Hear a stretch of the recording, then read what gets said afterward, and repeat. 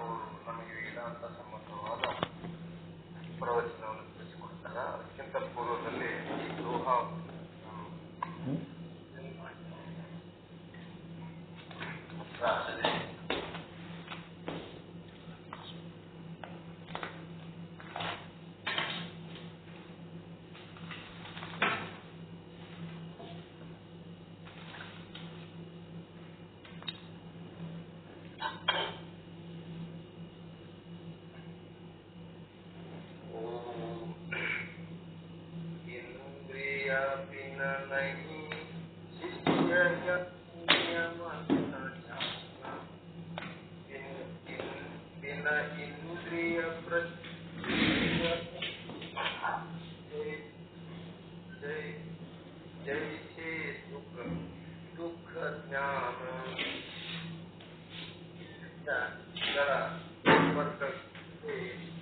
ಪ್ರತ್ಯಕ್ಷವಾಗುವುದಿಲ್ಲ ಎಂಬ ಮ್ಯೂಟ್ ಮಾಡ್ರಿ, ಗುರುಗಳ ಮ್ಯೂಟ್ ಮಾಡ್ರಿ, ಕಲ್ಯಾಣಪ್ಪ ಅವ್ರು ಮ್ಯೂಟ್ ಮಾಡ್ರಿ.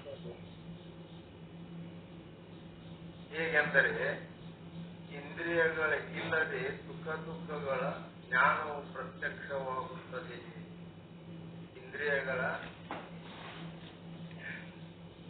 ಹೇಗೆಂದರೆ ಇಂದ್ರಿಯಗಳಿಲ್ಲದೆ ಸುಖ ದುಃಖಗಳ ಜ್ಞಾನವು ಪ್ರತ್ಯಕ್ಷವಾಗುತ್ತದೆ.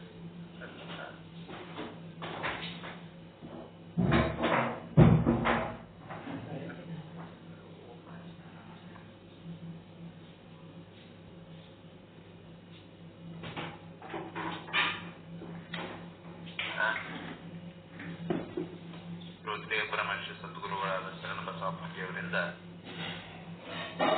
2004ನೇ ತರಂಗದಲ್ಲಿ 118ನೇ ವಿಷಯಾಂಕವಾದ ಇವೆಲ್ಲ 110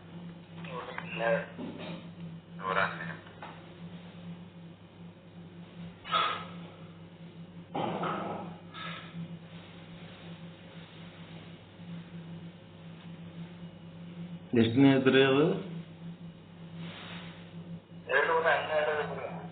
112 ಏನೋ ಹೇಳಕತ್ತಾರ. ವಿಷಯಾಂಕ 200.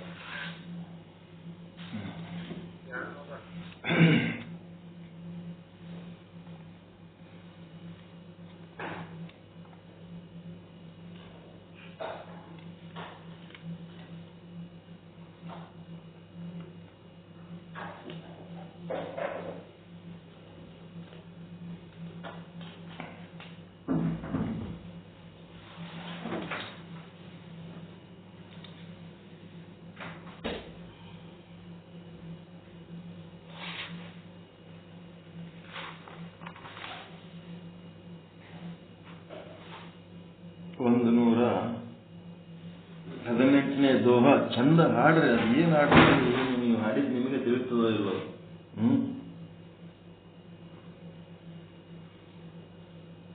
ಆದ್ರೆ ಏನು ಪರಿಣಾಮನೇ ಇರಂಗಿಲ್ಲ.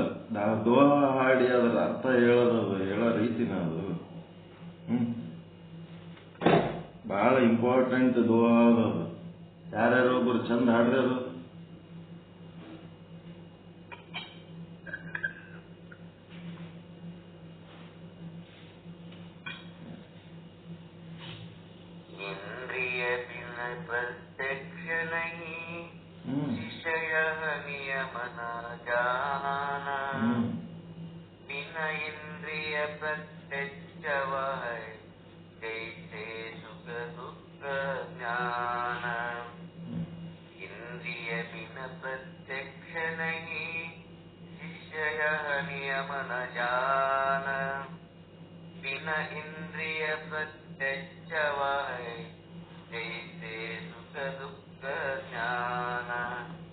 ಇದರ ಅರ್ಥ, ಏ ಶಿಷ್ಯನೇ, ಇಂದ್ರಿಯಗಳ ಸಂಪರ್ಕವಿಲ್ಲದೆ ಪ್ರತ್ಯಕ್ಷವಾಗುವುದಿಲ್ಲ ಎಂಬ ಈ ನಿಯಮ ನಿರ್ದಿಷ್ಟವನ್ನು ತಿಳಿಯಬೇಡ. ಹೇಗೆಂದರೆ ಇಂದ್ರಿಯಗಳಿಲ್ಲದೆ ಸುಖ ದುಃಖಗಳು ಜ್ಞಾನವು ಪ್ರತ್ಯಕ್ಷವಾಗುತ್ತದೆ.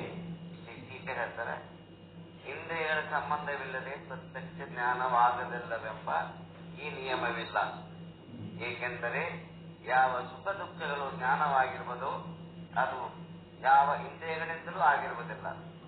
ಆ ಸುಖ ದುಃಖಗಳ ಜ್ಞಾನವಾದರೂ ಕೂಡ ಪ್ರತ್ಯಕ್ಷವಾಗುತ್ತದೆ. ಆದ್ದರಿಂದ ಇಂದ್ರಿಯ ಸಂಬಂಧದಿಂದ ಯಾವ ಜ್ಞಾನವಾಗುತ್ತದೆಯೋ ಅದುವೇ ಪ್ರತ್ಯಕ್ಷ ಜ್ಞಾನವಾಗುತ್ತದೆಂಬ ನಿಯಮವಿಲ್ಲ. ಮತ್ತೆ ಏನೆಂದರೆ ವಿಷಯಗಳೊಡನೆ ವೃತ್ತಿಯು ಸಂಬಂಧವಾಗಿ ವಿಷಯಕಾರ ಎಲ್ಲಿಯಾಗುವುದೋ ಅಲ್ಲಿ ಪ್ರತ್ಯಕ್ಷ ಜ್ಞಾನವೆಂದು ಹೇಳಲ್ಪಡುತ್ತದೆ.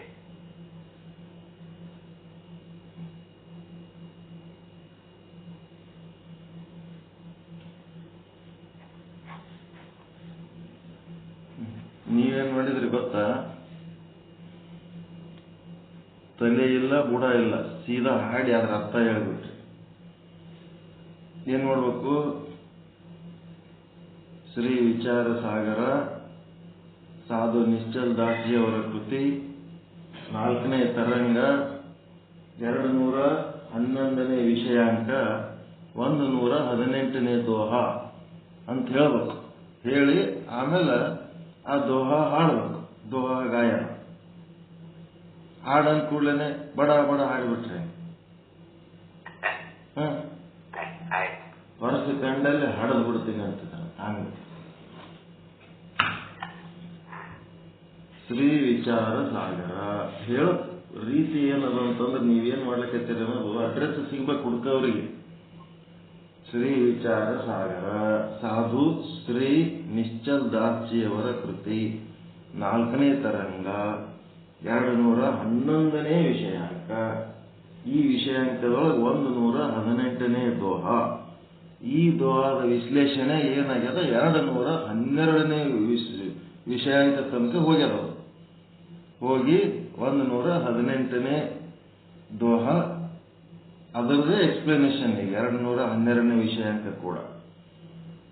ಅದಕ್ಕೇನು ಮಾಡಬೇಕು? ಶ್ರೀ ವಿಚಾರ ಸಾಗರ ಸಾಧು ಶ್ರೀ ನಿಶ್ಚಲ್ ದಾಸ್ಜಿ ಅವರ ಕೃತಿ 4ನೇ ತರಂಗ 211ನೇ ವಿಷಯಾಂಕ 118ನೇ ದೋಹ. ಇದಕ್ಕೇನಂತಾರ? ದೋಹ ಗಾಯನ. ಮುಂದೆ ನಮ್ಮ ಚಿಂತನ ಏನಿರ್ತದ 4ನೇ ತರಂಗ 212ನೇ ವಿಷಯಾಂಕ 118ನೇ ದೋಹ ಅಂತ ನಾವು ಹೇಳ್ತಿರ್ತೀವಿ.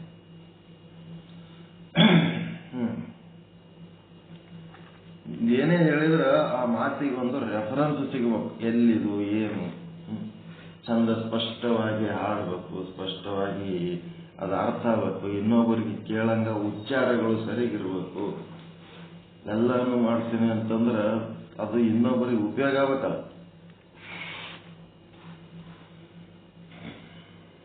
ಶ್ರೀ ವಿಚಾರ ಸಾಗರ ಸಾಧು ಶ್ರೀ ನಿಶ್ಚಲ್ ದಾಸ್ಜಿಯವರ ಕೃತಿ 4ನೇ ತರಂಗ 211ನೇ ವಿಷಯಾಂಕದಲ್ಲಿ ಬರುವ 118ನೇ ದೋಹ. ದೋಹ ಗಾಯನ. ದೋಹ ಗಾಯನ. ಇಂದ್ರಿಯ ಪನ ಪ್ರತ್ಯಕ್ಷ ನಹಿ ವಿಷಯ ನಿಯಮನ ಜಾನ ಬಿನ ಇಂದ್ರಿಯ ಪ್ರತ್ಯಕ್ಷಾವೈ ಜೈಸೆ ಸುಖ ದುಃಖ ಜ್ಞಾನ. ಇದರ ಅರ್ಥ, ಹೇ ಶಿಷ್ಯನೇ, ಇಂದ್ರಿಯಗಳ ಸಂಪರ್ಕವಿಲ್ಲದೆ ಪ್ರತ್ಯಕ್ಷ ಜ್ಞಾನವಾಗುವುದಿಲ್ಲ ಎಂಬ ನಿಯಮವನ್ನು ತಿಳಿಯಬೇಡ. ಹೇಗೆಂದರೆ ಇಂದ್ರಿಯಗಳಿಲ್ಲದೆ ಸುಖ ದುಃಖಗಳ ಜ್ಞಾನವು ಪ್ರತ್ಯಕ್ಷವಾಗುತ್ತದೆ. ಏನಿದ್ರ ಅರ್ಥ? ಏನಿದು? ಇಂದ್ರಿಯಗಳ ಸಂಬಂಧವಿಲ್ಲದೆ ಪ್ರತ್ಯಕ್ಷ ಜ್ಞಾನ ಆಗುದಿಲ್ಲ ಅಂತ ತಿಳ್ಕೋಬೇಡ. ಇಂದ್ರಿಯಗಳ ಸಂಬಂಧ ಇಲ್ಲದೇನೋ ಪ್ರತ್ಯಕ್ಷ ಜ್ಞಾನ ಆಗ್ತದೆ ಅಂತ ಹೇಳ್ತಾರೆ. ಅದೇ ಹಂಗಂದ್ರೆ ಏನಂತ? ದುಃಖ ದುಃಖ ದುಃಖಗಳು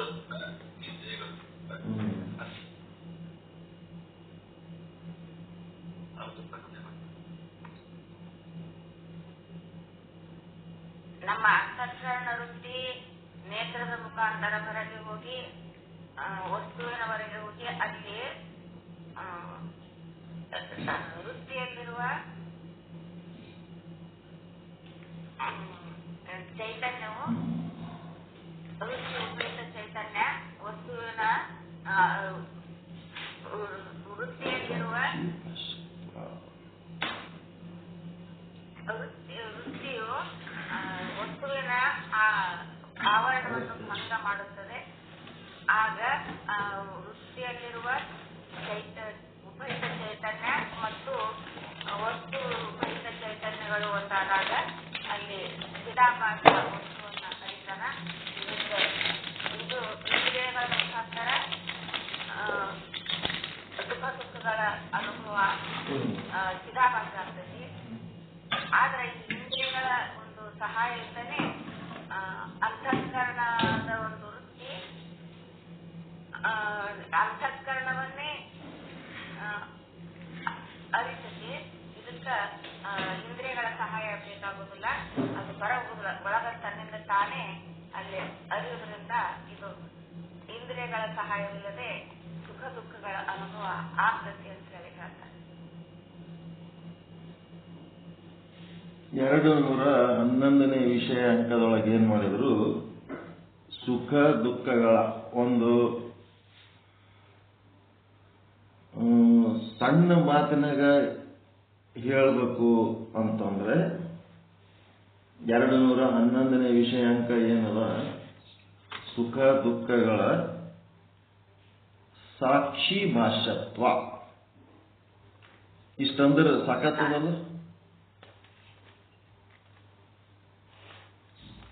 ಇಷ್ಟಂದ್ರೆ ಸಾಕಲ್ಲ. ಸುಖ ದುಃಖಗಳ ಸಾಕ್ಷಿ ಭಾಷ್ಯತ್ವ. ಇದು 211ನೇ.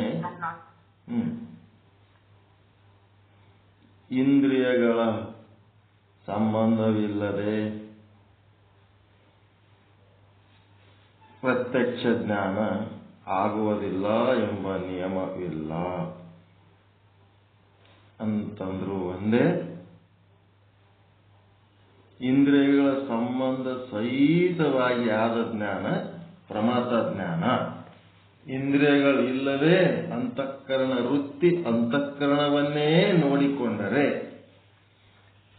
ಸಾಕ್ಷಿ ಭಾಷ್ಯತ್ವ. ಅದೇನದ, ಸುಖ ದುಃಖಗಳ ಸಾಕ್ಷಿ ಭಾಷ್ಯತ್ವ. ಅದು 118ನೇ ವಿಷಯ.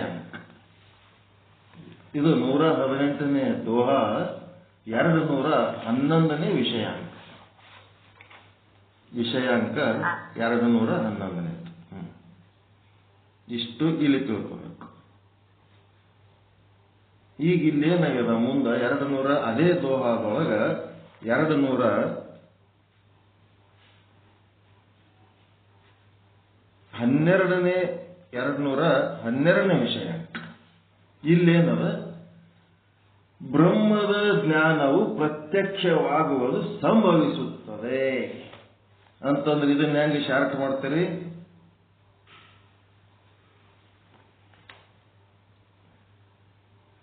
ಇಂದ್ರಿಯ ಸಾಕ್ಷಿ ಭಾಷೆಯಿಂದಲೂ ಪ್ರತ್ಯಕ್ಷ ಜ್ಞಾನವು ಸಂಭವಿಸುತ್ತದೆ. ಸಾಕ್ಷಿ ಭಾಷೆಯಿಂದಲೂ ಭಾಷ್ಯದಿಂದಲೇ ಸಾಕ್ಷಿ ಭಾಷ್ಯದಿಂದಲೂ ಪ್ರತ್ಯಕ್ಷ ಜ್ಞಾನ ಸಂಭವಿಸುತ್ತದೆ. ಹೊರಗೆ ಏನೇನು ವಸ್ತುಗಳು ಕಾಣ್ತವ ಅವುಗಳೊಳಗಿನ ನಾಮ ರೂಪಗಳನ್ನ ತ್ಯಾಗ ಮಾಡಿ, ಭಾಗ ತ್ಯಾಗ ಮಾಡಿ ಅದರೊಳಗಿರುವ ಸಚ್ಚಿದಾನಂದವನ್ನ ನೀವು ತಿಳ್ಕೊಂಡ್ರಿ ಅಂತಂದ್ರೆ ಅದೇಂತ ಪ್ರಮಾತ ಭಾಷ್ಯದಿಂದನೂ ಪ್ರತ್ಯಕ್ಷ ಜ್ಞಾನ ಆತು. ನಾಮರೂಪ ತ್ಯಾಗ ಮಾಡಿ ನೋಡೋದ್ರಿಂದ ಪ್ರಮಾತ ಭಾಷ್ಯ ಅಲ್ಲ. ಹೊರಗಿಂದು ಎಷ್ಟೋ ವಸ್ತುಗಳು ನೋಡ್ತೀರಿ, ಎಲ್ಲ ವಸ್ತು ಆ ಪರಮಾತ್ಮನನ್ನ ಹೊರತಾದ ಯಾವ ವಸ್ತು ಇಲ್ಲ. ಅಣುರೇಣು ತೃಣಕಾಷ್ಟ ಸಕಲ ಸಚರ ಅಚರ ಎಲ್ಲ ಕಂಕರ್ಮೆ ಶಂಕರಾಯ್, ಎಲ್ಲದ್ರೊಳಗೂ ಅವನೇ ಅದನ, ಅಂತರ್ಯಾಮಿ ಅದನ ಅಂತ ಅಂತಿರಲ್ಲ, ಒಳಗೂ ಅದನ ಹೊರಗೂ ಅದನ ಅಂತಿರಲ್ಲ. ಬರೀ ಒಳಗಿದ್ದವ ಯಾರು? ಬರೀ ಅಂತರ್ಯಾಮಿ ಅಂದ್ರೆ ಯಾರು?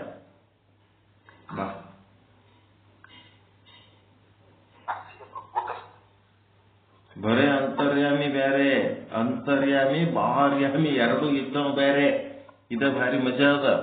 ಇನ್ನ ಸೂಕ್ಷ್ಮ ವಿಷಯ ಇದು.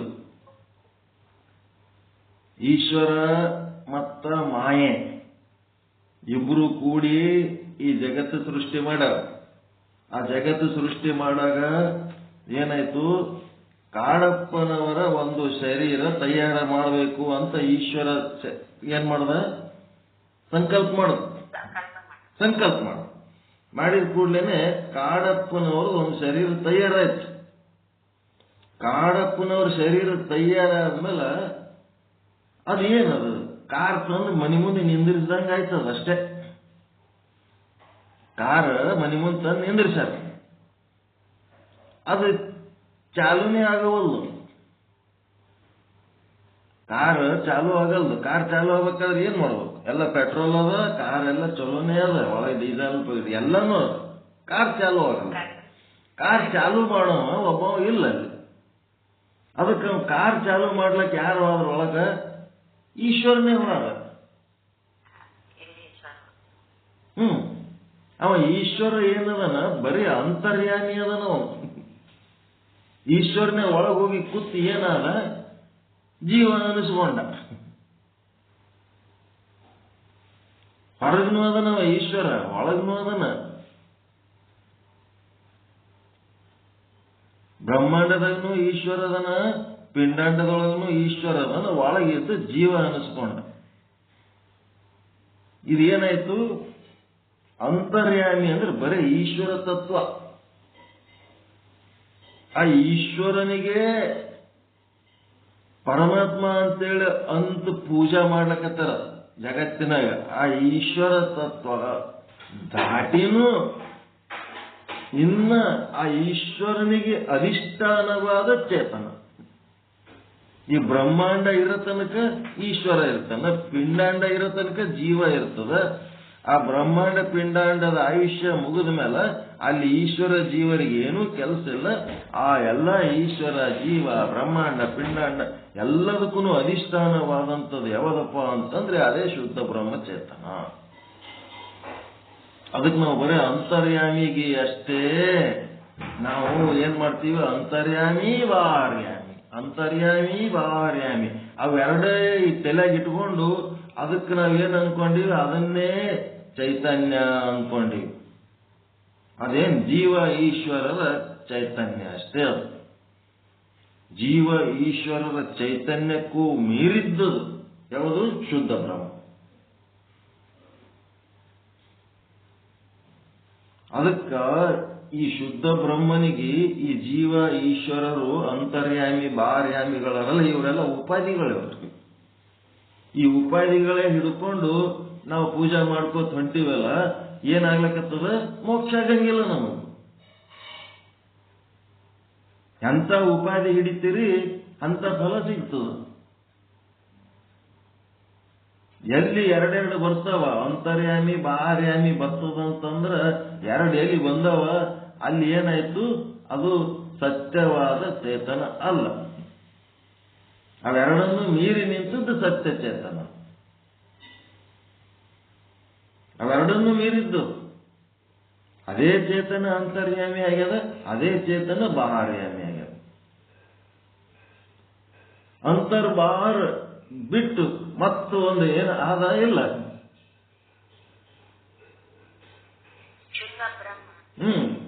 ಅಂತರ್ಬಾಹರ್ ಇವೆರಡನ್ನು ಮೀರಿದ್ದು ಒಂದು ಚೇತನ ಅದ, ಅದೇ ಶುದ್ಧ ಬ್ರಹ್ಮಚೇತನ.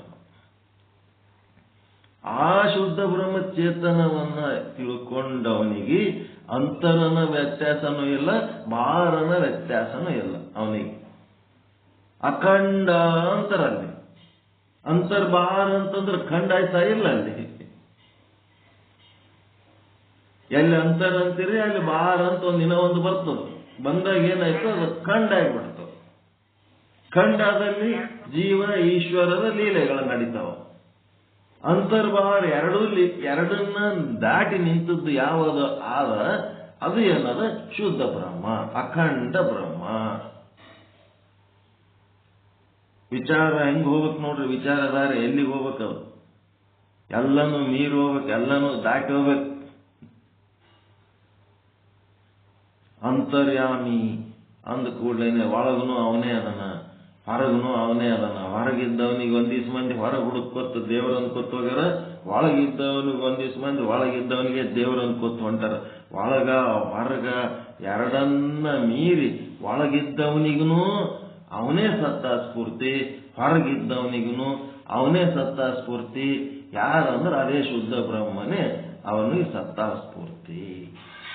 ಇಬ್ಬರಿಗೂ ಸತ್ತ ಸ್ಫೂರ್ತಿ ನೀಡಿ ಏನ್ ಮಾಡ್ಯಾನ, ಮತ್ತ ಆ ಜೀವ ಹೆಂಗ ಕೆಲಸ ಮಾಡ್ಲಕತ್ತದ, ಈಶ್ವರ ಹೆಂಗ ಕೆಲಸ ಮಾಡ್ಲಕತ್ತದ, ಅಂತರ್ಯಾಮಿ ಹೆಂಗ್ ಕೆಲಸ ಮಾಡ್ಲಕತ್ತದ, ಬಾಹರ್ಯಾಮಿ ಹೆಂಗ್ ಕೆಲಸ ಮಾಡ್ಲಕತ್ತದ, ಅದು ಅಖಂಡ ದೃಷ್ಟಿಯಿಂದ ನೋಡ್ಕೊತ ಕೂತದ. ಸಾಕ್ಷಿ ಸುಮ್ಮನೆ ನೋಡ್ತದ ಅಷ್ಟೇ, ಸುಮ್ಮನೆ ನೋಡ್ತದ. ಲಾಭ ಮಾಡ್ಕೊತದೋ, ನಷ್ಟ ಮಾಡ್ಕೊತದೋ, ಸುಖ ಅನುಭವಿಸ್ತದೋ, ದುಃಖ ಅನುಭವಿಸ್ತದೋ, ಹುಟ್ಟುತ್ತದೋ, ಸಾಯ್ತದೋ, ಪಾಪ ಮಾಡ್ತದೋ, ಪುಣ್ಯ ಮಾಡ್ತದೋ, ಏನ್ ಮಾಡ್ತದೋ ಸುಮ್ ನೋಡ್ಕೊತ ಕೂತದ ಅಷ್ಟೇ. ಸಾಕ್ಷಿಯಾಗಿ ಸುಮ್ ನೋಡೋದಷ್ಟೇ ಅದ್ರ ಕೆಲಸ. ಅದಕ್ಕಿಲ್ಲೇನಾಯ್ತು, ವಿಷಯಾಂಕ 211ರಲ್ಲಿ ಸುಖ ದುಃಖಾದಿಗಳ ಸಾಕ್ಷಿ ಭಾಷ್ಯತ್ವ ಅಂತೇನಂತೀರಿ. ಹಂಗ ಇಲ್ಲಿ 212ನೇ ವಿಷಯಾಂಕದಾಗ ಏನದ, ಬ್ರಹ್ಮದ ಜ್ಞಾನವು ಪ್ರತ್ಯಕ್ಷವಾಗುತ್ತದೆ ಅಂತಂದ್ರೆ ಇದು ಬ್ರಹ್ಮಜ್ಞಾನದ ಸಾಕ್ಷಿ ಭಾಷ್ಯತ್ವ ಅಷ್ಟೇ. ಬ್ರಹ್ಮಜ್ಞಾನದ ಸಾಕ್ಷಿ ಭಾಷ್ಯತ್ವ ಹೌದಾ?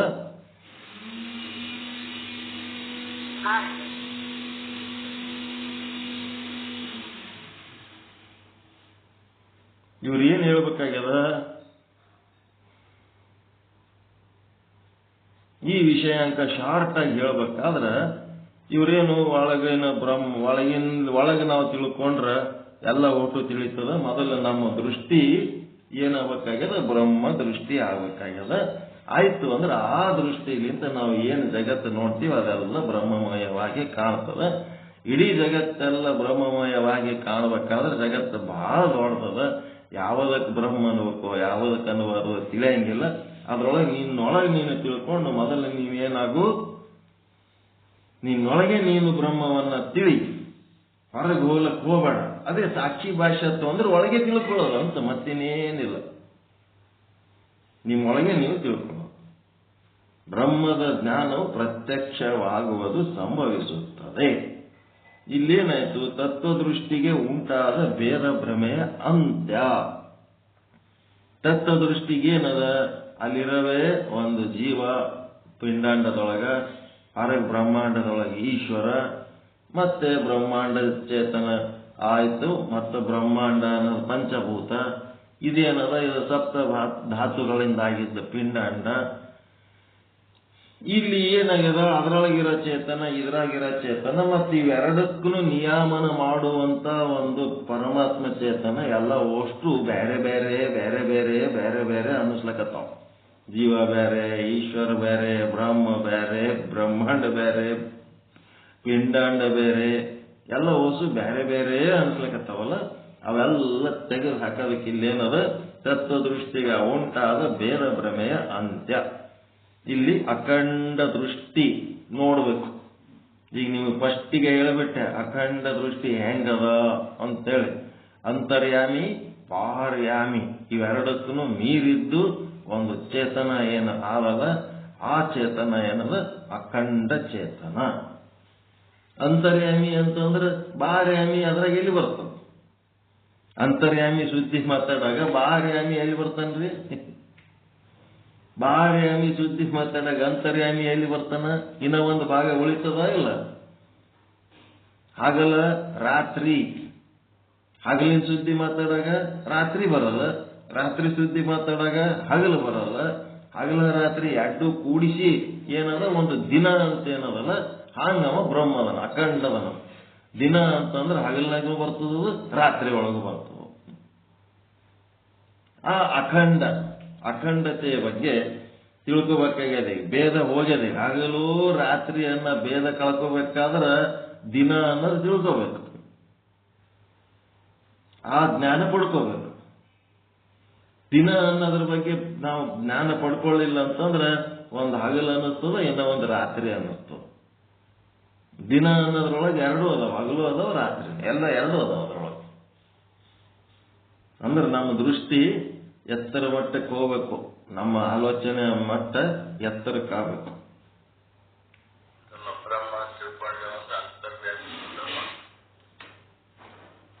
ಅಂತರ್ಯಾಮಿ ಬಾಹ್ಯಾಮಿ ಮಾತಾಡ್ತೀವಿ. ಬ್ರಹ್ಮನ ತಿಳ್ಕೊಂಡೇವಂದ್ರೆ ಅಂತರ್ಬಾಹ್ರ ಎರಡು ಪ್ಲಸ್ ಎರಡರಿಂದ ಅತೀತ. ಬರೀ ಎರಡೇ ಅಷ್ಟೇ ಅಲ್ಲ, ಎರಡಕ್ಕೂ ಅತೀತ. ಅಂತರ್ಯಾಮಿ ಬಾಹ್ಯಾಮಿ ಅಲ್ಲದೆ ಅವೆರಡರಿಂದ ಅತೀತವಾದಂಥವು. ಅವೆರಡು ಇರ್ಬೋದು, ಇಲ್ಲದೆ ಇರ್ಬೋದು. ಪಿಂಡಾಂಡ ಇದ್ದುದಕ್ಕೆ ಅಂತರ್ಯಾಮಿ ಅಂತೀವಿ, ಬ್ರಹ್ಮಾಂಡದ ಎಲ್ಲ ಕಡೆ ವ್ಯಾಪಿಸಿದ್ದಕ್ಕೆ ಬಾಹ್ಯಾಮಿ ಅಂತೀವಿ. ಆ ಬ್ರಹ್ಮಾಂಡ ಪಿಂಡಾಂಡ ಎರಡೂ ಇರ್ಲಿಲ್ಲ ಅಂತಂದ್ರೂ ಅದು ಹಂಗೆ ಅತೀತವಾಗಿ ಏನು ಉಳಿತದ ಅದಕ್ಕೆ ದತ್ತ ದತ್ತ ಅಂತಾರೆ. ದತ್ತಾಂಶ ಎಲ್ಲ ಆದ್ಮೇಲೂ ಕಡೆ ಉಳಿಯೋದೇ ದತ್ತ, ಲಾಸ್ಟಿಗೆ ಉಳಿತದ ಬ್ಯಾಲೆನ್ಸ್, ಅದೇ ದತ್ತ.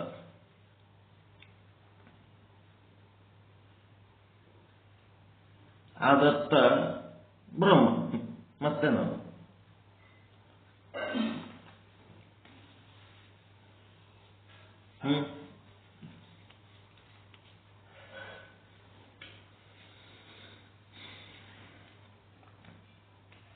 ಲಾಸ್ಟ್ ಎಲ್ಲ ಲೀಲೆ ಮಾಡಿದ್ಮೇಲೂ, ಲೀಲೆ ಮಾಡಿ ಎಲ್ಲ ಮುಗಿದ ಮೇಲೂ ಅಲ್ಲಿ ಒಂದೇನೋ ಉಳಿತು, ಹಾಡೋರು ಹಾಡ್ತಾರ, ಕುಣಿಯವರು ಕುಣಿತಾರ, ಬಾರಿಸೋರು ಬಾರಿಸ್ತಾರ, ನೋಡೋರು ನೋಡ್ತಾರ, ಅಳೋರು ಅಳತಾರ, ನಗವರು ನಗ್ತಾರ. ಅದ್ರ ಮ್ಯಾಲ ಖುಷಿಯಾಗಿ ಹಂಗೆ ನಿದ್ದೆ ಮಕ್ಕೊಂಡವ್ರು ಮಕ್ಕೋತಾರ. ಎಲ್ಲ ಡ್ರಾಮಾ ಮುಗಿದು ಆದ ಮೇಲೆ ಎಲ್ಲರೂ ಹೋಗ್ಬಿಡ್ತಾರೆ, ಎಷ್ಟಂತಿರ್ತಾರೆ. ಎಲ್ಲರೂ ಆದ್ಮೇಲೆ ನಾಟ್ಯ ಶಾಲೆ ಪ್ಲಸ್ ಒಂದು 0 ಬಲ್ಬ್ ಉಳಿತದ.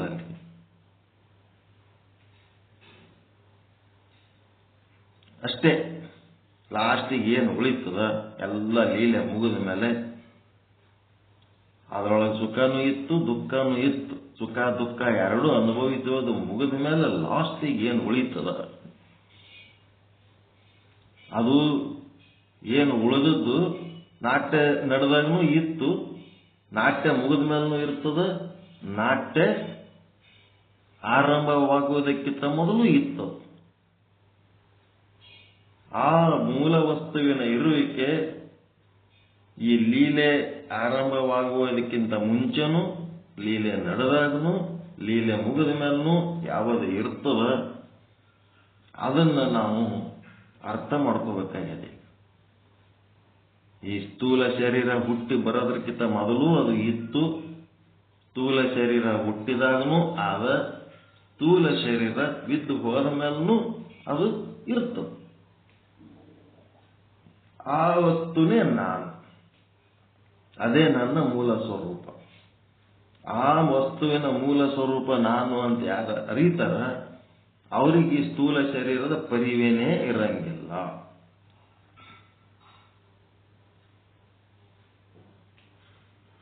ಈ ಸ್ಥೂಲ ಶರೀರನೇ ನಾನು ಅಂತ ತಿಳ್ಕೊಂಡವ್ರು ಯಾರು?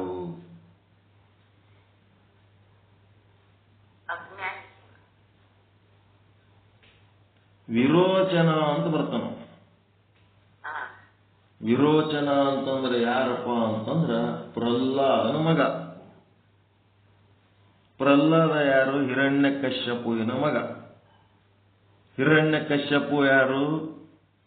ಕಶ್ಯಪ ಬ್ರಹ್ಮನ ಮಗ. ಕಶ್ಯಪ ಬ್ರಹ್ಮ ಯಾರು? ದಕ್ಷ ಬ್ರಹ್ಮನ ಮಗ. ದಕ್ಷ ಬ್ರಹ್ಮ ಅಂತಂದ್ರೆ ದಾಕ್ಷಾಯಿಣಿ.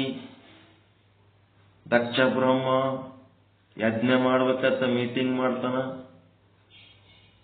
ಮಾಡಿದತ್ನಾಗ ಇವ ಶಿವ ಮತ್ತ ಆ ದಕ್ಷ ಬ್ರಹ್ಮನ ಮಗಳು ದಾಕ್ಷಾಯಿಣಿ ಅವರಿಬ್ರು ಅವ್ರ ಅಪ್ಪನ ಒಂದು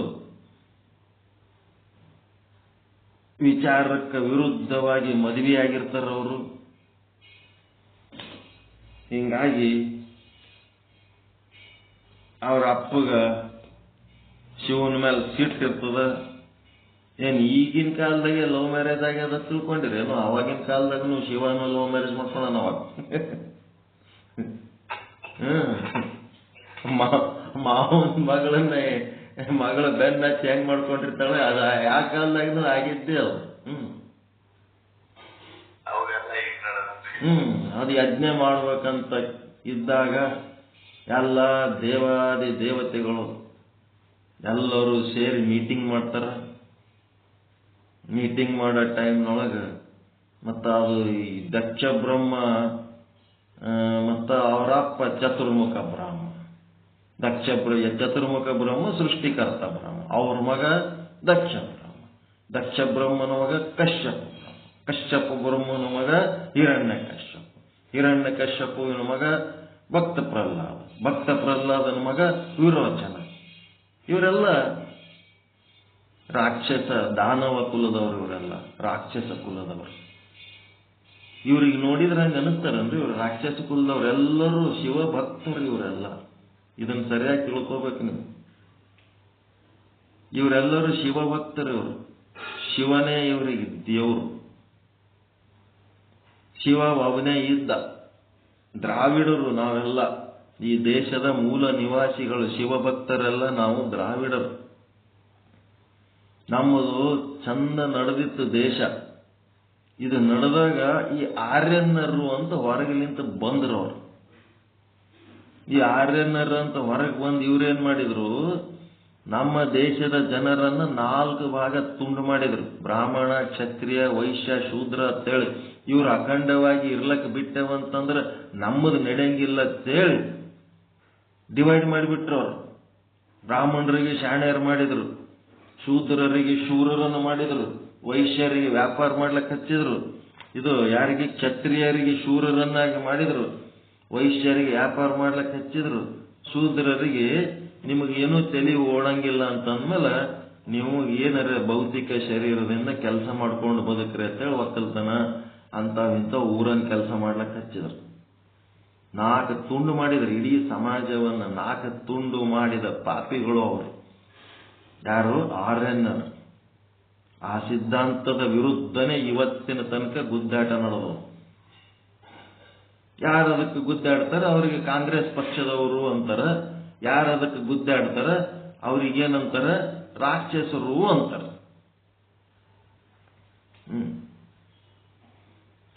ಅವರು ಶುದ್ಧ ಶಿವನ ಭಕ್ತರು.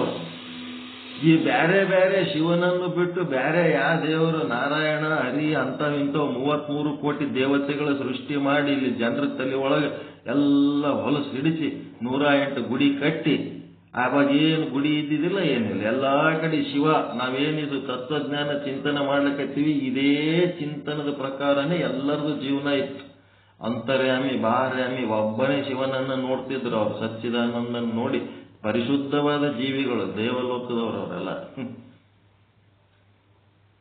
ಇವರು ಬಂದು ಏನ್ ಮಾಡಿದ್ರು, ಈ ಜಾತೀಯತೆಯ ಅಸಮಾನತೆಯನ್ನು ಬಿತ್ತಿದ್ರು. ಆರ್ಯನ್ನರು ಚಾತುರ್ವರ್ಣ ಪದ್ಧತಿ ತಂದ್ರು. ಮತ್ತಿನ್ನೇನ್ ಮಾಡಿದ್ರು, ಆ ಯಜ್ಞ ಹೋಮ ಮಾಡಿ ಬೆಂಕಿಗೆ ದೇವರ ಹೇಳಿಕೆ ಈ ದುಡಿಯುವ ವರ್ಗದವರು ಸಿದ್ಧಪಡಿಸಿದ ಒಳ್ಳೆ ವಸ್ತುಗಳು, ತುಪ್ಪ, ರೇಷ್ಮೆ ಸೀರೆ, ಮತ್ತೆ ಎಷ್ಟೋ ಪ್ರಾಣಿ ಪಕ್ಷಿಗಳು, ಆನೆ ಒಂಟೆಗಳನ್ನು ಸಹಿತ ಯಜ್ಞ ಕುಂಡದಾಗ ಹಾಕಿ ಸುಟ್ಟು ತಿಂದ್ರು ಅವರೆಲ್ಲ ಆರ್ಯನ್ನರು. ಇವೆಲ್ಲ ಹೊಲಸು ಪದ್ಧತಿಗಳದಾವ, ಇವ್ರದ್ದು ಬೇಡ ಅಂತೇಳಿ ಇವ್ರೇನ್ ಮಾಡ್ಲಕತ್ರು, ಆ ಯಜ್ಞ ಕುಂಡಗಳನ್ನ ವಾದ ಧ್ವಂಸ ಮಾಡ್ಲಕತ್ತಿ ಬಿಟ್ರು. ಇದ್ಯಾ ಪದ್ಧತಿ ನಡೆ ಕಡೆ ಅಂತೇಳಿ ಆ ಯಜ್ಞ ಕುಂಡಗಳನ್ನು ವಾದ ಧ್ವಂಸ ಮಾಡ್ಲಕತ್ತಿದ ಕೂಡ್ಲೇನೆ ಅವ್ರಿಗೆ ಇವ್ರು ಏನ್ ಮಾಡ್ಬಿಟ್ರು, ದಾನವರು, ರಾಕ್ಷಸರು ಅಂತೇಳಿ ವರ್ಣಿಸಿಬಿಟ್ರು. ಆ ದ್ರಾವಿಡರು ಮೂಲ ನಿವಾಸಿಗಳು, ಅವ್ರು ಯಾರು ಕಟ್ಟವರಲ್ಲ, ಶಿವಭಕ್ತರು ಅವರೆಲ್ಲ. ಶಿವನ ಅಪ್ಪಟ ಭಕ್ತರು. ಶ್ರೀಮನ್ ನಾರಾಯಣ ಅಂದ್ರೆ ಹಲ್ಲು ಕಟ್ಟಿತಾನ ಅವ ಹಿರಣ್ಯ ಕಶ್ಯಪು. ಅವ ಶಿವಭಕ್ತ. ಅವ ಶಿವನ ಬಿಟ್ರೆ ಬಸವಣ್ಣವ್ರ ವಚನದಾಗೂ ಬರದಾರ ನೋಡ್ರಿ, ನಾರಾಯಣನೆಂಬುವನು ಕಾಣೆ, ಗೀರಾಯಣನೆಂಬುವನು ಕಾಣೆ, ಬ್ರಹ್ಮನೆಂಬುವನು ಕಾಣೆ, ಗಿಮ್ಮನೆಂಬುವನು ಕಾಣೆ. ಯಾರೇ ನೀವು ಕೊಳ್ಳಾಗ ಲಿಂಗ ಕಟ್ಕೊಂಡು ನಾರಾಯಣ ಬ್ರಹ್ಮ ಏನಾರೆ ಅಂದ್ರೆ ನಿಮ್ಮ ಬಾಯಿ ಸೀಳಿ ಬಿಡ್ತೀನಿ ಅಂತೇಳಿ ಬರ್ದಾರ ವಚನ. ವಚನ ಕೇಳಿರ ಇಲ್ಲ? ಕೆನ್ನೆವಾರ ಸೀಳಿ ಬಿಡುವೆ ಅಂತಾರವ್ರು ಬಸವಣ್ಣವ್ರು. ಬರೇ ಬಾಯಿ ಸೀಳೋದಲ್ಲ, ನಿಮ್ಮನ್ನ ಕಪಾಳ ಗಿಪಾಳ ಎಲ್ಲ ಸೀಳಿ ಏನಾಗಬೇಕು, ತೆಳಗಿಂದು ಹಲ್ಲಿನ ಸೆಟ್ ತೆಳಗೆ ಜೋತಾಡ್ಬೇಕು, ಮ್ಯಾಲಿಂದ ಮೇಲೆ ಜೋತಾಡ್ಬೇಕು. ನೀವು ಬ್ರಹ್ಮ ನಾರಾಯಣ ಏನಾರ ಅಂದ್ರೆ ನೋಡ್ರಿ ಅಂತಾರ. ಒಬ್ಬನೇ ಪರಮಾತ್ಮ, ಒಬ್ಬನೇ ಮಾಡ್ಬೇಕು ನೀವು. ಆದಿಯೋಗಿ ಪರಮಾತ್ಮನ ಅವನೇನು ಮುಂದೆ ಸೀನಿಯರ್ ಆಗಿ ಅಲ್ಲಿ ಏನು ಯೋಗ ಮಾಡ್ಲಕತ್ತಾನ, ಎಲ್ಲರೂ ಅದು ಒಂದೇ ಯೋಗ ಮಾಡ್ಬೇಕು, ಉಳಿದು ಎಲ್ಲ ಕತಿ ಕಟ್ಟಬೇಡ್ರಿ ಅಂತ ಬೈತಾರವ್ರು. ಅದಕ್ಕೆ ಯಾರು ಹೋರಾಟ ಮಾಡಿದ್ರು ಅವ್ರೆಲ್ಲರಿಗೆ ರಾಕ್ಷಸರಂದು ಬಿಟ್ರಿ ಅವ್ರು. ಆರ್ಯನ್ನ ಈಗೇನ್ ಹಿಂದೂ ಹಿಂದೂ ಅಂತೇಳಿ ಮಾಡ್ತಾರಲ್ಲ, ಅವ್ರಿಗೆ ನೀವೇನಾರ 100% ಸಪೋರ್ಟ್ ಮಾಡಿದ್ರೆ ಎಲ್ಲರನ್ನ ತುಳಿದು ತಮ್ಮದೇ ಒಂದು ಆಟ ನಡೆಸ್ತಾರ ಅವ್ರು. ಅದಕ್ಕೆ ಕಾಂಗ್ರೆಸ್ನವ್ರು ಇಷ್ಟು ಸ್ಟ್ರಾಂಗ್ ಆಗಿ ಅದಕ್ಕೆ ವಿರೋಧ ಮಾಡ್ತಾರೆ. ಅವರೆಲ್ಲರೂ ಕಾಂಗ್ರೆಸ್ನವರು, ಮುಸ್ಲಿಮರು, ಕ್ರಿಶ್ಚಿಯನ್ರು ಗುದ್ದಾಡ್ಕೋತ ಈ ದೇಶದಾಗ ಅದರತ್ತೇಳಿ ಇಲ್ಲಿ ಸಮಾನತೆ ಅದ. ಸುಮ್ಮನೆ ಅವ್ರಿಗೆ ಕೆಟ್ಟವ್ರು ಅನ್ಕೊಳಕ್ ಹೋಗಬಾರ್ದು. ಅಕಸ್ಮಾತ್ ಅವ್ರೆಲ್ಲರೂ ಬಿಟ್ಟು ಹೋಗಿ ಇವ್ರಿಗೆ ಇಷ್ಟೇ ಕೊಟ್ಟು ಬಿಟ್ರು ಅಂತಂದ್ರೆ ಮತ್ತ 12ನೇ ಶತಮಾನದಾಗ ಹೆಂಗ ಶೂದ್ರರಿಗೆ ಕೊಳ್ಳಾಗ ಗಡಿಗೆ ಕಟ್ಟಿ ನಿಮ್ಮ ಗಡಿಗೆಗೆ ಉಗುಳ್ಕೋಬೇಕು, ಕುಂಡಿಗೆ ಬಾರ್ಗಿ ಕಟ್ಕೊಂಡು ನೀವು ನಡೆದ ದಾರಿ ಬೀಳಬಾರ್ದು, ಅದು ಬಾರ್ಗಿಲಿಂತ ಎಲ್ಲ ಅಳಿಸಿ ಬಿಡ್ಬೇಕು ನೀವು ಇಟ್ಟು ಹೆಜ್ಜೆ ಅಂತೇಳಿ ಮತ್ತೆ ಚಲೋತ್ತಾವ. ಅನಾಹುತದ ಇದ್ರದ್ದು ಹೋರಾಟ ರಾಕ್ಷಸರು ಮತ್ತು ದೇವಾಸುರ ಸಂಗ್ರಾಮ ಯಾವ ಕಾಲದಿಂದ ನಡೆದು. ಆದರೂ ಸಹಿತ ಅತ್ಯಂತ ಹೆಚ್ಚು ತಾಳ್ಮೆಯಿಂದ ಇದ್ದವರು ದ್ರಾವಿಡರು. ಏನ್ ನಡೀತದ ನಡೀಲಿ, ಎಲ್ಲ ಶಿವನ ಲೀಲೆ, ಶಿವನ ಆಟ ಅಂತ ಹೇಳಿ ಅಲ್ಲಿ ಏನಾಗ್ತದ, ಅವ ದಕ್ಷ ಬ್ರಹ್ಮ ಒಳಗ ಪ್ರವೇಶ ಮಾಡ್ತಾನ. ಮೀಟಿಂಗ್ ಇದು ಮಾಡವನ್, ಯಜ್ಞ ಮಾಡವನ್, ಅವನೇ ಹೀರೋ ಅಲ್ಲ, ಕೇಂದ್ರ ವ್ಯಕ್ತಿ. ಆ ದಕ್ಷ ಬ್ರಹ್ಮ ಸಭೆ ಒಳಗೆ ಎಂಟ್ರಿ ಆದ್ರ ಎಲ್ಲರೂ ಎದ್ದು ನಿಂತು ದಕ್ಷ ಬ್ರಹ್ಮನಿಗೆ ಕೈ ಮುಗಿದು ತಲೆಬಾಗಿ ಗೌರವಿಸ್ತಾರ. ಇವ ಶಿವ ಮತ್ತ ಅವರ ಅಪ್ಪ ದಕ್ಷ ಬ್ರಹ್ಮನ ಅಪ್ಪ ಬ್ರಹ್ಮ, ಚತುರ್ಮುಖ ಬ್ರಹ್ಮ, ಅವರಿಬ್ರು ಏನ್ ಮಾಡ್ತಾರ, ಕುಂತಲ್ಲೇ ಕೂತಿರ್ತಾರ. ಅವ್ರೇನು ಹೇಳಂಗೆ ಇಲ್ಲ. ದಕ್ಷ ಪ್ರಜಾಪತಿ ಬಂದ್ರು ಅವ್ರೇನ್ ಹೇಳಂಗಿಲ್ಲ. ಈಗ ಅವ್ರ ಅಪ್ಪ ಕುಂತಾನಂದ್ರೆ ಕುಂದಿರ್ಲಿ ಬಿಡು, ಯಜಮಾನದ ನಾವ ಏನ್ ಎದ್ದು ಗೌರವ ಕೊಡೋದು ಬೇಕಾಗಿಲ್ಲ. ಆದ್ರೆ ಇವ ನನ್ನ ಅಳಿಯ ಅಂತಂದ್ಮೇಲೆ ಇವ ಮಾವಗ ಎದ್ದು ನಿಂತು ಕೈ ಜೋಡಿಸಿ ಮಾವ ಆರಾಮದೀನಿ ಅಂತ ಕೇಳಲಿಲ್ಲಲ್ಲ ಅಂತ ಅವನಿಗೆ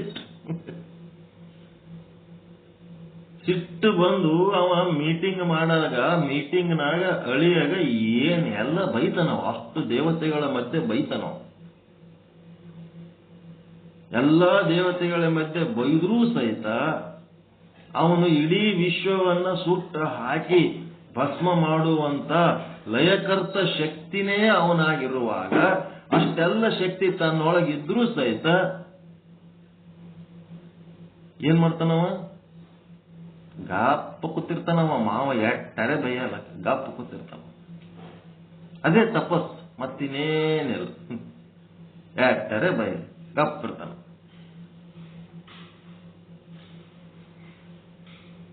ಮುಂದೆ ಮೀಟಿಂಗ್ ಮುಗಿದ್ಮೇಲೆ ಅವನಿಗೆ ಈ ಸಭೆಗೆ ಕರಿಬಾರದು ಅಂತ ಸಹಿತ ಕೊನೆಗೆ ನಿರ್ಣಯ ತೋತಾನ ದಕ್ಷ ಬ್ರಹ್ಮ.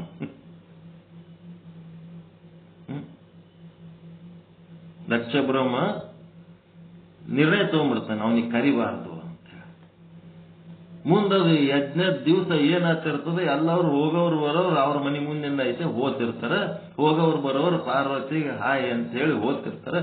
ಅಕ್ಕಿ ಇದ್ರ ಏನ್ ನಡೆದದ ಇದು, ಎಲ್ಲರೂ ಹೋಗ್ಲಕತ್ತಾರ, ನಮ್ಮ ಮನೆಗೆ ಏನ್ ನಡೆದದ ಏನಂತೀವ, ಮತ್ತ ಅವ್ರ ಮನೆಗೆ ಏನ್ ನಡೆದದ. ಅದ್ರ ಸಲುವಾಗಿ ಯಾವುದೇ ಮಕ್ಕಳಲ್ಲಿ ತಮ್ಮ ತಂದೆ ತಾಯಿಗಳು ಏನೇ ಕಾರ್ಯಕ್ರಮ ಮಾಡ್ಲಕತ್ತಾರ ಅಂದ್ರ ಅವ್ರು ಕರಿಬೇಕು ಅನ್ನೋದು ಏನಿಲ್ಲ, ನಮ್ಮದ್ ನಾವು ಹೋಗ್ಬೇಕು. ಅವ್ರೇನ್ ಕರಿಬೇಕಂತ ಏನಿಲ್ಲ, ಹೋಗ್ಬೇಕು.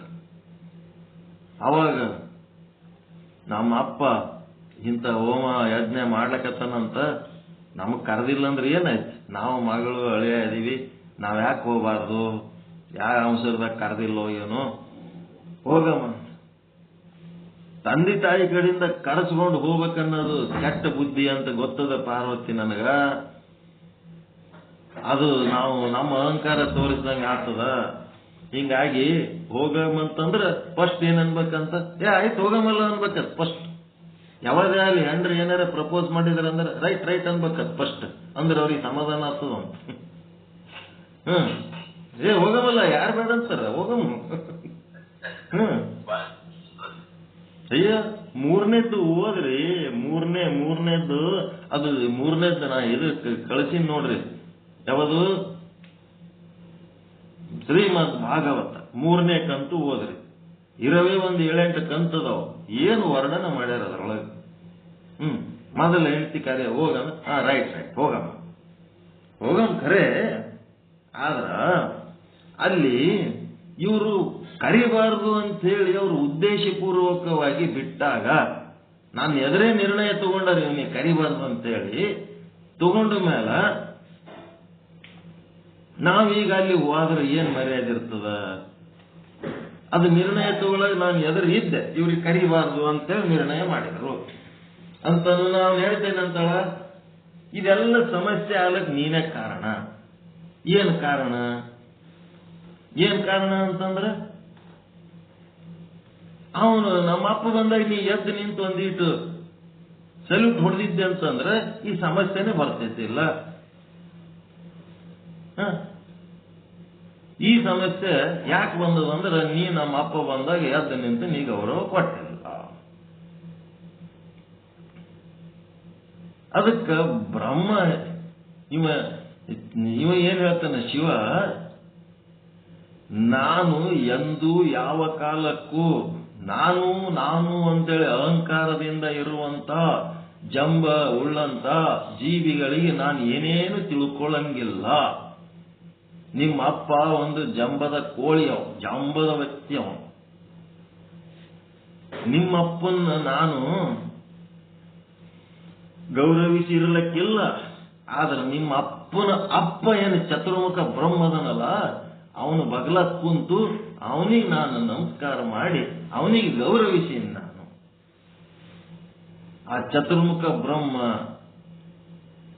ನನಗ ಅತ್ಯಂತ ವಿನಯದ ವ್ಯಕ್ತಿ, ಅವನಿಗೆ ನಾನು ಗೌರವಿಸ್ತೇನೆ. ಆದ್ರೆ ನಿಮ್ಮ ಅಪ್ಪನ ಗೌರವಿಸ್ಲಿಕ್ಕೆ ಆಗಂಗಿಲ್ಲ. ಯಾಕಂದ್ರೆ ಅವನಿಗೆ ಜಂಬ, ಗರ್ವ, ಅಧಿಕಾರ, ಮದ ಭಯಂಕರದ ಅವನಿಗೆ. ಅದಕ್ಕೆ ನಾನು ಎಂದೂ ಅಂತ ಗೌರವ ಮಾಡಂಗಿಲ್ಲ. ಅವನು ಹೆಂಗೆ ಹಾಕಿರ್ಲಕ್ಕ ನೀ ಹಂಗಾಗ್ತದ. ನಾನು ಅಂತ ಜಂಬದ ವ್ಯಕ್ತಿಗಳನ್ನ ಹೇಳ್ಕೊಡ ಆಯ್ತಂತ ಹೇಳಿ ನೀನು ಬರ್ತಿದ್ರು ಬಾ, ಬಿಡ್ತಿದ್ರು ಬಿಡು, ನಾನಂತೂ ಓದ್ತೀನಿ ಅಂತ ಹೇಳಕ್ಕೆ ಆಕೆ ಕಡೆಗೆ ಮುಂದೆ ಹೋಗ್ಬಿಡ್ತಾಳ. ಮುಂದಾದ್ಮೇಲೆ ನೀನ್ ಯಾರು ಕರೆದಾರ, ಎದಕ್ ಬಂದಿದಿ, ನಿನ್ನ ಗಂಡ ಹಂಗ ಹಿಂಗ ಅಂತೇಳಿ ಯಜ್ಞೆ ಮಾಡೋದು ಬಿಟ್ಟು ಆಕಿ ಜಗ್ಗಿ ಬೈಲಕತ್ತಿದ ಕೂಡ್ಲೇನೆ ನನ್ ಗಂಡ ಅಂತವಲ್ಲ, ಒಂದು ಮಾತು ನೀನ್ ಹೇಳಿದ್ದೆ ಅಂದ್ರೆ ಬಂದು ಬಿಡ್ತಿದ್ದ, ನೀನ್ ಹಾಂಗ್ ಮಾಡಿದಿ ಹಿಂಗ್ ಮಾಡಿದಿ, ಏನೇನೋ ಆಗ್ಯಾವ, ಜಗಳ ಪಗಳ ಆತವ. ಶ್ರೀಮದ್ ಭಾಗವತದ 3ನೇ ಕಂತು ಚಂದ ಕೇಳ್ರಿ. ಕಳಿಸೀನಿ, ಯಾರು ಕೇಳಿರೋ ಯಾರು ಬಿಟ್ಟಿರೋ. ಒಟ್ಟೊಂದು 7-8 ಕಂತದವ. ಮತ್ತೆ ಕಳ್ಸಂದ್ರೆ ಇವತ್ತು ಕಳಿಸ್ತೇನೆ. ಭಾಗವತ 1, 2, 3. ಒಬ್ಬರು ಮಹಾತ್ಮರ ಪ್ರವಚನ ಬಹಳ ಚಂದ ಮಾಡ್ಯಾರ, ಕೇಳ್ರಿ. ಈಗ ಅಲ್ಲಿ ಏನಾಗಿತ್ತಪ್ಪ ಅಂತಂದ್ರೆ, ಪಾರ್ವತಿ ದೇವಿ ನೀನು ಬರ್ಲಿಲ್ಲ ಅಂತಂದ್ರೆ ನಾನರೇ ಓದ್ತೀನಿ ಅಂತಂದಾಗ ಶಿವ ಅಕ್ಕಿನ್ನ ತಡೆದು ಹೋಗಬೇಡ ಅಂತೇಳಿ ಏನಾದರೂ ಮಾಡ್ಲಿಕ್ಕೆ ಸಾಧ್ಯ ಇತ್ತು. ಆದ್ರೆ ಅಲ್ಲಿ ಏನಾಗಿತ್ತಂದ್ರ ಆಕಿದ ಪಾರ್ವತಿ ಆಕೆ ದಾಕ್ಷಾಯಿಣಿದು ಅವತಾರ ಸಮಾಪ್ತಿ ಮಾಡುವ ಕಾಲ ಸನ್ನಿಹಿತವಾಗಿತ್ತು. ಅವರೆಷ್ಟು ಚಂದ ಹೇಳ್ತಾರೆ. ದಾಕ್ಷಾಯಿಣಿದು ಅವತಾರ ಸಮಾಪ್ತಿ ಮಾಡುವ ಕಾಲ ಸನ್ನಿಹಿತವಾಗಿತ್ತು. ಒಂದು ವೇಳೆ ಗಂಡಗ ಅಪಮಾನ ಮಾಡಿ ಅವ್ರು ಕರಿಬಾರ್ದು ಅಂದಾಗ ನಾನು ಓದ್ತೀನಿ ಅಂತಿಕೆ ತಯಾರಾಗ್ಯಾಳ ಅಂತಂದ್ರೆ ತಾನು ಗಂಡಗ ಅಪಮಾನ ಮಾಡದಂಗ ಹೌದಾ ಅಲ್ಲ? ಯಾಕೆ ಇಂಥ ವಿಪರೀತ ಬುದ್ಧಿ ಬರ್ತದ ಅಂತಂದ್ರೆ ವಿನಾಶ ಕಾಲ ಸನ್ನಿಹಿತ ಆಗ್ಯದ, ಅವತಾರ ಸಮಾಪ್ತಿ ಮಾಡುವ ಕಾಲ ಸನ್ನಿಹಿತ ಆಗ್ಯದ. ಒಂದು ವೇಳೆ ನಾನು ಓಲಿಲ್ಲ ಅಂದ್ರೆ ನೀನ್ ಅದ ಹೆಂಗ್ ಓದ್ತಿದಿ ಅಂತೇಳಿ ಜಿದ್ದಿಗೆ ಬಿದ್ದು ಆಕಿನ ಕಳಿಸ್ಲಿಲ್ಲ ಅಂತಂದ್ರೆ ಆಕೆ ಈ ಮನೆಗೆ ಇರ್ತಾಳ, ಏನ್ ತೊಂದರೆ ಇಲ್ಲ, ನನಗ್ ಮರ್ಯಾದೆ ಕೊಟ್ಟು ಆಕೆ ಇಲ್ಲಿ ಇರ್ತಾಳ. ಆದ್ರೆ ನಮ್ಮ ಅಪ್ಪನ ಯಜ್ಞ ಕಾರ್ಯಕ್ರಮಕ್ಕೆ ಕಳಿಸ್ಲಿಲ್ಲ ಅಂತೇಳಿ ದುಃಖಿಯಾಗಿ ಇಲ್ಲಿ ಸಾಯ್ತಾಳ. ಆಕೆ ದೇಹ ಬಿಡ್ತಾಳ. ದೇಹ ಬಿಡೋ ಟೈಮ್ ಬಂದದ. ಆ ದೇಹ ಬಿಡೋ ಟೈಮ್ನೊಳಗೆ ಏನಾಗ್ತದ, ನನ್ನ ಮೇಲೆ ಒಂದು ಅಪವಾದ ಹೊರಿಸಿ ಆಕೆ ಸತ್ತು ಹೋತಾಳ. ಅದ್ರ ಸಲುವಾಗಿ ಆಕೆ ದೇಹ ಬಿಡೋ ಟೈಮ್ ಬಂದದ. ಆಕೆ ತವ್ರ ಮನೆಗೆ ಹೋಗಿ ಅಲ್ಲೇ ಏನ್ ಯಾಕಾಗಲ್ಲ ಸಾಯ್ಲಕ್ಕಿ. ತವ್ರ ಮನೆಗೆ ಸತ್ತರ ಅದಕ್ಕಿಂತ ಬೆಸ್ಟ್ ಇನ್ನೇನದ, ಅಲ್ಲೇ ಸಾಯ್ಲಕ್ಕೆ ಕಳಿಸ್ತಾನ ನಾವು ಶಿವ. ಅಲ್ಲಿ ಆದ್ರೂ ಆಕೆ ದೇಹ ಬಿಡ್ಬೇಕು, ಇಲ್ಲಿ ಆದ್ರೂ ದೇಹ ಬಿಡ್ಬೇಕಾಕಿದೆ. ಟೈಮ್ ಬಂದದ. ಅವ ಸರ್ವಜ್ಞ ಇರ್ತಾನ. ಜಗಳ ಮಾಡಿ ಗಂಡನ ಮನೆಗೆ ಸತ್ತ ಗಂಡಗೆ ಅಪವಾದ ಬರ್ತದಕ್ಕಿಂತ ತವ್ರ ಮನೆಗೆ ಹೋಗಿ ಅವ್ರ ಅವ್ವ ಅಪ್ಪನ ಸಂಗಡ ಜಗಳ ಮಾಡಿ ಸತ್ತರ ಇದಕ್ಕಿಂತ ಬೆಸ್ಟ್ ಇನ್ನೇನದ ಹೆಂಗಸರಿಗೆ. ಗಂಡ ಫ್ರೀ ಆಗಿಬಿಡ್ತಾನ, ಯಾವ ಅಪವಾದ ಇರ್ಲಾರ್ದೆ. ಗಂಡನ ಮನೆ ಸತ್ತರ ಅಂದ್ರೆ ಯಾಕೆ ಸತ್ರು, ಏನಂದ್ರು, ಏನಾಗಿತ್ತು ಅಂತೇಳಿ 108 ಕ್ವಶನ್ಗಳು ಬರ್ತಾವ. ತವ್ರ ಮನೆಗೆ ಅವ್ರ ಅಪ್ಪನ ಸಂಗಡ ಜಗಳ ಮಾಡ್ಕೊಂಡು ಸತ್ತರ ಬಹಳ ಬೆಸ್ಟ್ ಅನ್ ನಾವು ಹೋಗ್ಲಿ ಅಂತ ಹೋಗಿ ಎಲ್ಲ ಬಾಧೆ ಅದರಿ. ಅದು ಕೇಳ್ರಿ ಭಾಗವತ, ಒಂದು ಕಂತನು ಬಿಡ್ಲಾರ್ದಂಗೆ ಕೇಳ್ರಿ, ಬಹಳ ಚಂದ.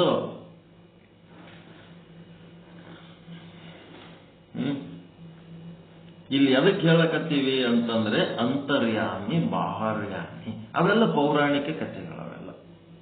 ಪೌರಾಣಿಕ ಕಥೆಗಳು ನಮ್ಮ ಜೀವನಕ್ಕ ಅತ್ಯಂತ ಸಮೀಪವಾಗಿ ಆ ಘಟನೆಗಳನ್ನ ಹೆಂಗ ಹ್ಯಾಂಡಲ್ ಮಾಡ್ಯಾರ. ನಾವು ಪುರಾಣಗಳು ಸರಿಯಾಗಿ ಓದ್ಲಾರ್ದಕ್ಕ ನಮ್ಗೇನು ನಾಲೆಜ್ ಇಲ್ಲ. ಜೀವನ ಹೆಂಗ್ ಮಾಡ್ಬೇಕನ್ನೋ ನಾಲೆಜ್ ಯಾಕಿಲ್ಲ ಅಂದ್ರೆ ಈ 18 ಪುರಾಣಗಳು ಸರಿಯಾಗಿ ಓದಿದ್ರೆ ಜೀವನಕ್ಕೆ ಹೆಂಗ್ ಮಾಡ್ತಾರೆ. ಜೀವನ ಮತ್ತು ತತ್ವಜ್ಞಾನ ಎರಡು ಮಿಕ್ಸ್ ಮಾಡಿದ್ದೇ ಅದು 18 ಪುರಾಣ. ಪುರಾಣ ಅಂದ್ರೆ ಶರೀರ.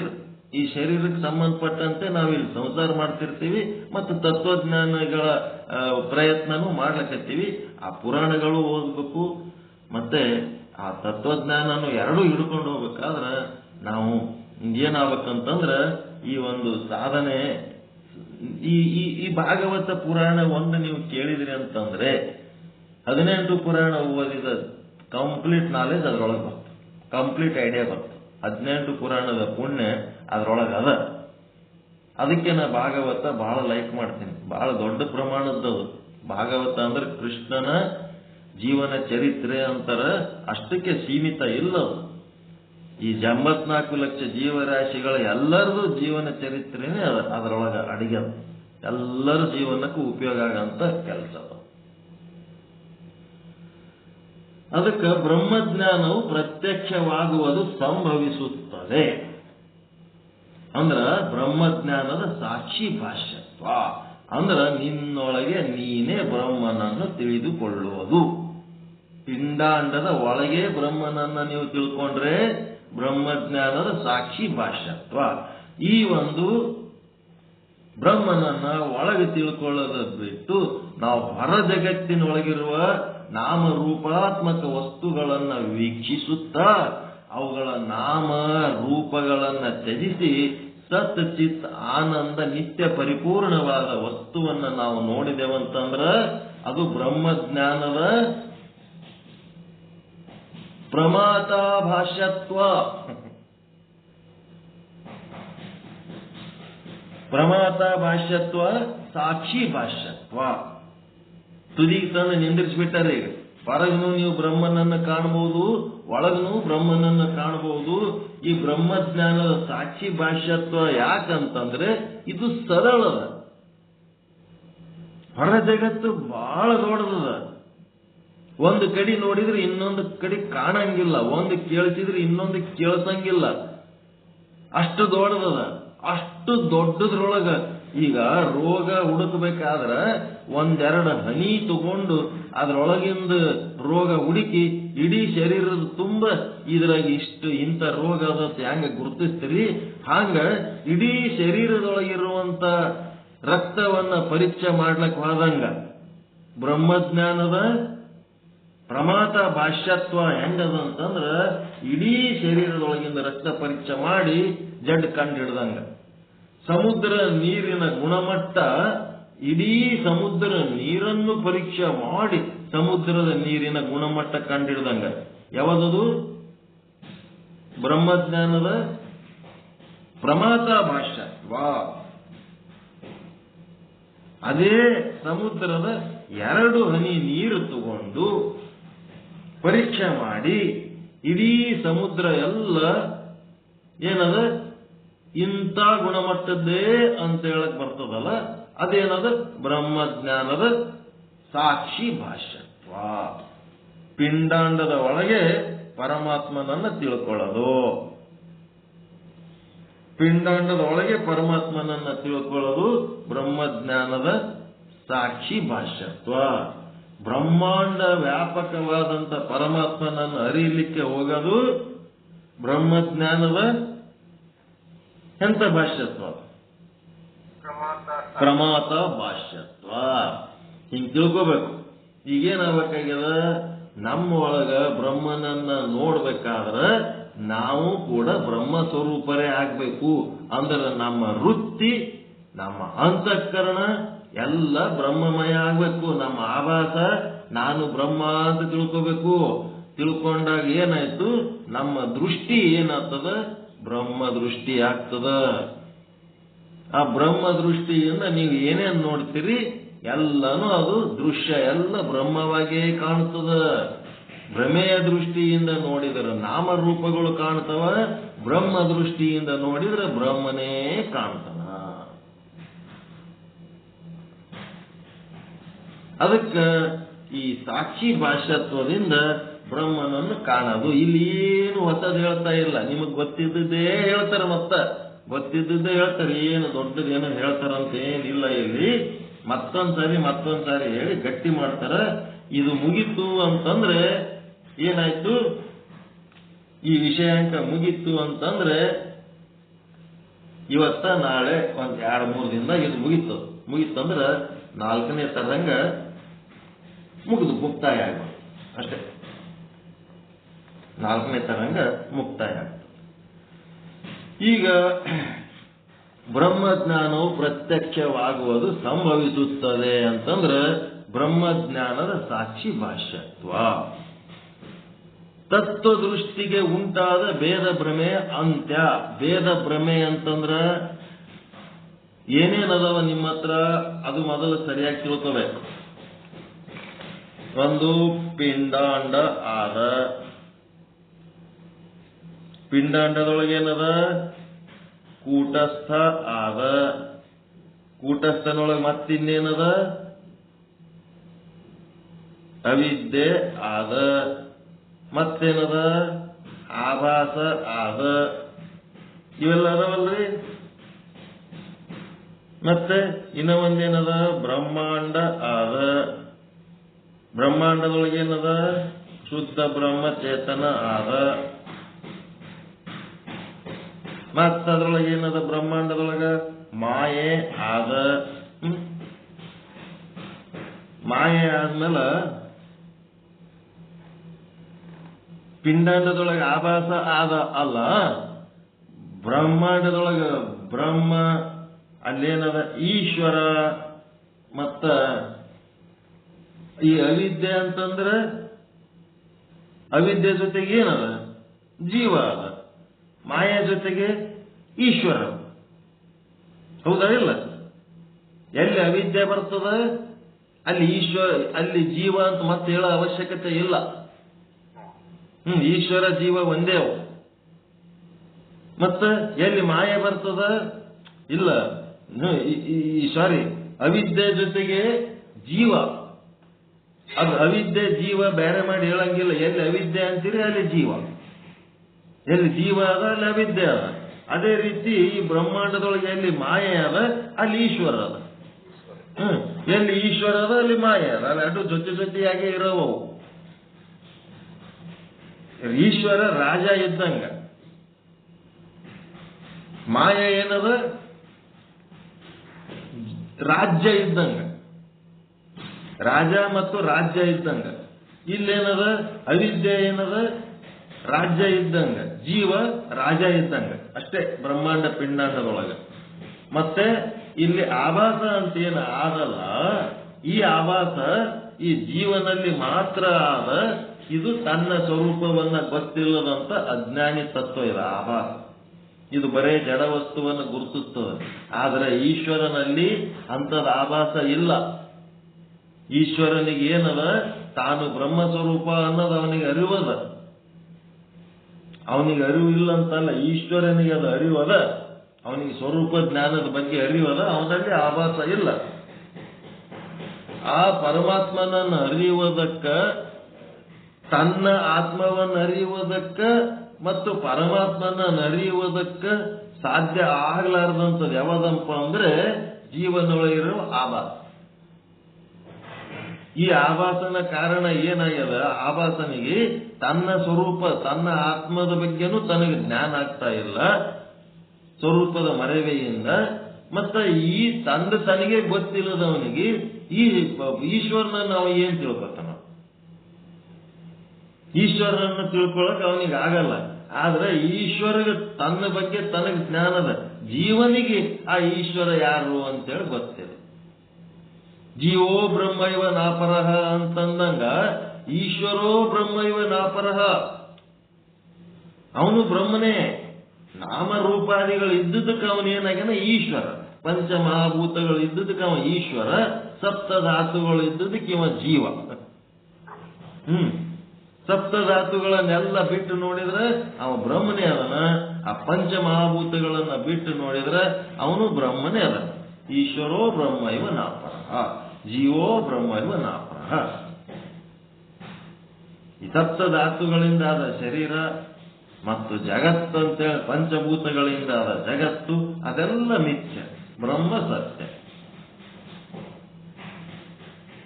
ಹಿಂಗ ಅದಕ್ಕಿಲ್ಲೇನಾಯ್ತು, ಏನೇನು ಅದವ ಇವೆಲ್ಲ ಬ್ರಹ್ಮಾಂಡ, ಬ್ರಹ್ಮ, ಮಾಯೆ, ಈಶ್ವರ, ಅವಿದ್ಯ, ಜೀವ, ಪಿಂಡಾಂಡ, ಕೂಟಸ್ಥ, ಆಭಾಸ ಮತ್ತು ಮತ್ತೇನದ ಶುದ್ಧ ಬ್ರಹ್ಮ, ಇವೆಲ್ಲ ಏನದವ ಎಲ್ಲ ಬೇರೆ ಬೇರೆ ಭೇದ ಭ್ರಮೆ.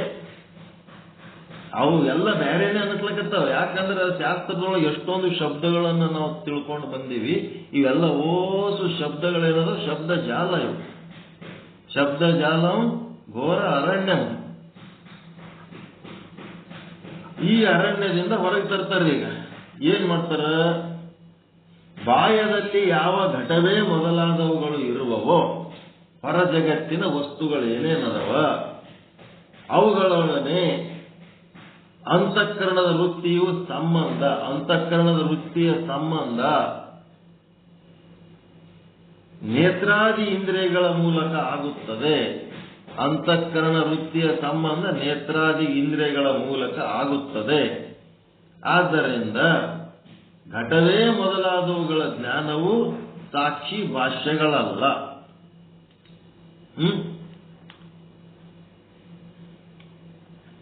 ಏನಾಯ್ತು? ಸಾಕ್ಷಿ ಭಾಷ್ಯ ಅಲ್ಲವು. ಮತ್ತೆ ಯಾವ ಭಾಷೆ ಅವು? ಪ್ರಮಾತ ಭಾಷೆ. ಇಂದ್ರಿಯಗಳ ಮೂಲಕ ಅಂತಃಕರಣ ವೃತ್ತಿ ಹೊರಗೆ ಹೋಗಿ ಅದರ ಸಂಬಂಧ ಆಗಿ ಅದರ ಆಕಾರ ತಾಳಿ ಅದರ ಆವರಣ ಭಂಗ ಮಾಡಿ ಏನು ಜ್ಞಾನ ಆತದಲ್ಲ, ಹೊರಗಿರುವ ಘಟ ಪಟಾದಿಗಳ ಜ್ಞಾನ, ಅದು ಸಾಕ್ಷಿ ಭಾಷ್ಯ ಅಲ್ಲ. ಅಂದ್ರೆ ಅದು ಪ್ರಮಾತ ಭಾಷ್ಯ ಆಗಿರುತ್ತದೆ. ನಿಮ್ಮೊಳಗಿರುವ ಪ್ರಮಾಚೇತನ ಅದೇ ಹೊರಗೆ ಹೋಗಿ ಇಂದ್ರಿಯಗಳ ಮೂಲಕ ಹೋಗಿ ಪ್ರಮಾಣ ಚೇತನ ಆಗಿ ಮುಂದೆ ಅದು ಪ್ರಮಾ ಆಗಿ ಪ್ರಮಾತ ಪ್ರಮಾಣ ಪ್ರಮಾ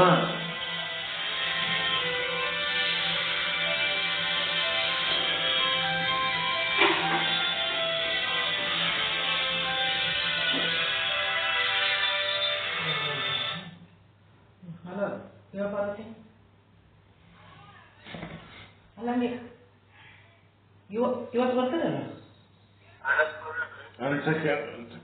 ಇವತ್ತು ನಾಳೆ ಮತ್ತೆ ನೀವು ರಾತ್ರಿ ಸಾಯಂಕಾಲ ಹೇಳಿದ್ರ ನಾನು ಮುಸುರೆ ರಾತ್ರಿ ತೀಕ್ ಮಾಡ್ಕೊಂತೀನಿ, ಸ್ಕೂಲಿಗೆ ಹೋಗೋದು.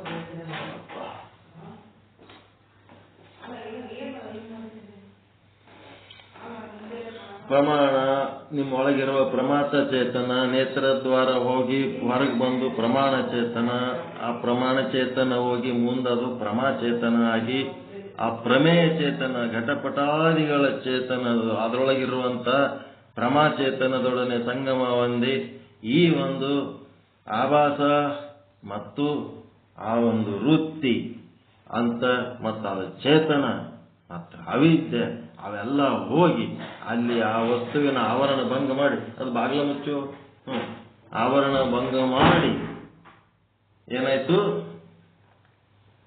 ಏನಿದೆಲ್ಲ ಒಂದು ಪದ್ಧತಿ ಪ್ರಕಾರ ಏನು ಹೊರಗಿನ ವಸ್ತುಗಳು ಜ್ಞಾನ ಆಗ್ತದಲ್ಲ, ನಿಮ್ಮ ಪಿಂಡಾಂಡ ಬಿಟ್ಟು ಬ್ರಹ್ಮಾಂಡದೊಳಗಿರುವಂತ ಎಲ್ಲಾ ವಸ್ತುಗಳ ಜ್ಞಾನ ಹೆಂಗ್ ಆಗ್ತದ ನಿಮಗೇನು ಗೊತ್ತದಲ್ಲ, ಅದೇನಂತಾರ, ಅದಕ್ಕೆ ಪ್ರಮಾತ ಭಾಷ್ಯ ಅಂತಾರ. ನಿಮ್ಮ ಅಂತಃಕರಣ ವೃತ್ತಿ ಹೊರಗೆ ಹೋಗ್ಲಾರ್ದೆ ನಿಮ್ಮ ವೃತ್ತಿ ನಿಮ್ಮ ಅಂತಃಕರಣವನ್ನ, ನಿಮ್ಮ ಅವಿದ್ಯೆಯನ್ನ, ನಿಮ್ಮ ಆವಾಸನನ್ನ, ನಿಮ್ಮನ್ನೇ ನೀವು ನೋಡ್ಕೊಳ್ಳೋದು.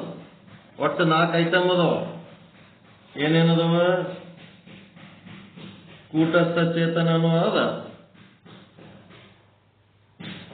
ಮತ್ತೇನದ?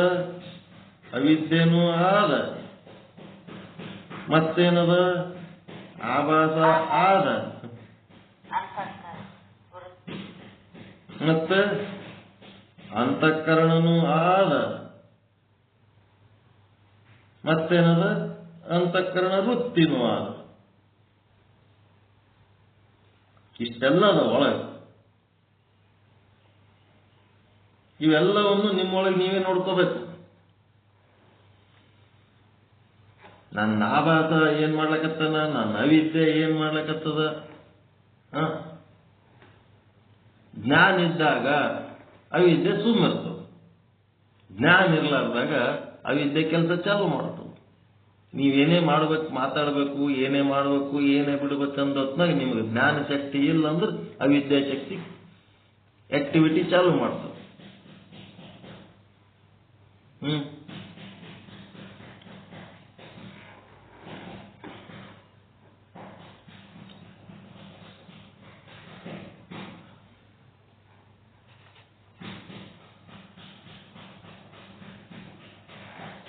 ಈಗ ನಿಮ್ಗ ಊರು ಬಿಟ್ಟು ಸ್ವಲ್ಪ ದೂರ ಮುಂದಕ್ಕೆ ಹೋಲಕ್ಕ ವಲ್ಲ, ಅಟ್ ದೂರ ಯಾರು ಓದ್ತಾರ?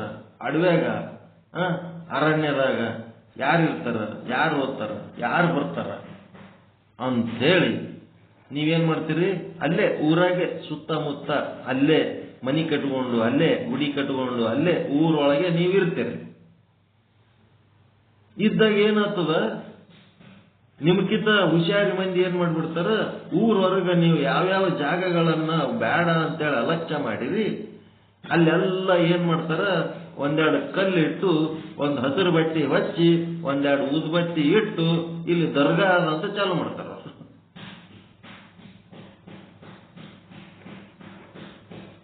ಯಾವುದು ನೀವು ವ್ಯಾಪರಿಸಂಗಿಲ್ಲ, ನೀವು ಅಲಕ್ಷ್ಯ ಮಾಡಿದ್ದನ್ನ ಅವ್ರು ಸದ್ಬಳಕೆ ಮಾಡ್ಕೊಂಡ್ಬಿಡ್ತಾರೆ. ಊರು ಸುತ್ತ ಮಸೀದಿ ಕಟ್ಟಿಟ್ಬಿಡ್ತಾರ, ದರ್ಗಾಗಳು ಮಾಡಿಟ್ಬಿಡ್ತಾರೆ. ಆಮೇಲೆ ನೀವು ಅದನ್ನ ಅಭಿವೃದ್ಧಿ ಮಾಡ್ಬೇಕಂತ ಅಲ್ಲಿ ಓದೊತ್ನಾಗ ಅವೆಲ್ಲ ನಿಮಗೆ ಅಡ್ಡ ಬರಂಗ್ ಮಾಡಿಟ್ಬಿಡ್ತಾರೆ, ತೆಗಿಲಕ್ ಬರಲ್ಲ. ಇದೆ ಅದಕ್ಕೇನದ ಅಂತಂದ್ರೆ ಇಲ್ಲೇನದ ಅವಿದ್ಯೆ. ನೀವು ಯಾವಾಗ ಚೇತನದಿಂದ ನೀವು ಸರಿಯಾಗಿ ನೀವು ಆಕ್ಟಿವ್ ಆಗಿ ನೀವು ಕೆಲಸ ಮಾಡಲಿಲ್ಲ ಅಂತಂದ್ರ ಅದು ಅವಿದ್ಯೆ ಏನ್ ಮಾಡ್ಬಿಡ್ತದೆ, ತಂದು ಆಕ್ಟಿವಿಟಿ ಚಾಲು ಮಾಡಿಬಿಡ್ತದೆ. ತನ್ನ ಆಕ್ಟಿವಿಟಿ ಚಾಲು ಮಾಡಿ ತನಗೆ ತಿಳಿದಂಗೆ ಏನಾರ ಹೇಳಕ್ ಚಾಲು ಮಾಡ್ತದ. ನಿಮ್ಮ ವೃತ್ತಿ, ಅಂತಃಕರಣ ವೃತ್ತಿ ಏನು ಕೆಲಸ ಮಾಡಬೇಕು ಅದು ಮಾಡಲಿಲ್ಲ ಅಂತಂದ್ರೆ ಅವಿದ್ಯೆ ವೃತ್ತಿ ಪ್ರಾಕ್ಟೀಸ್ನಾಗ ಬಂದ್ಬಿಡ್ತದೆ. ಜ್ಞಾನಿಗಳು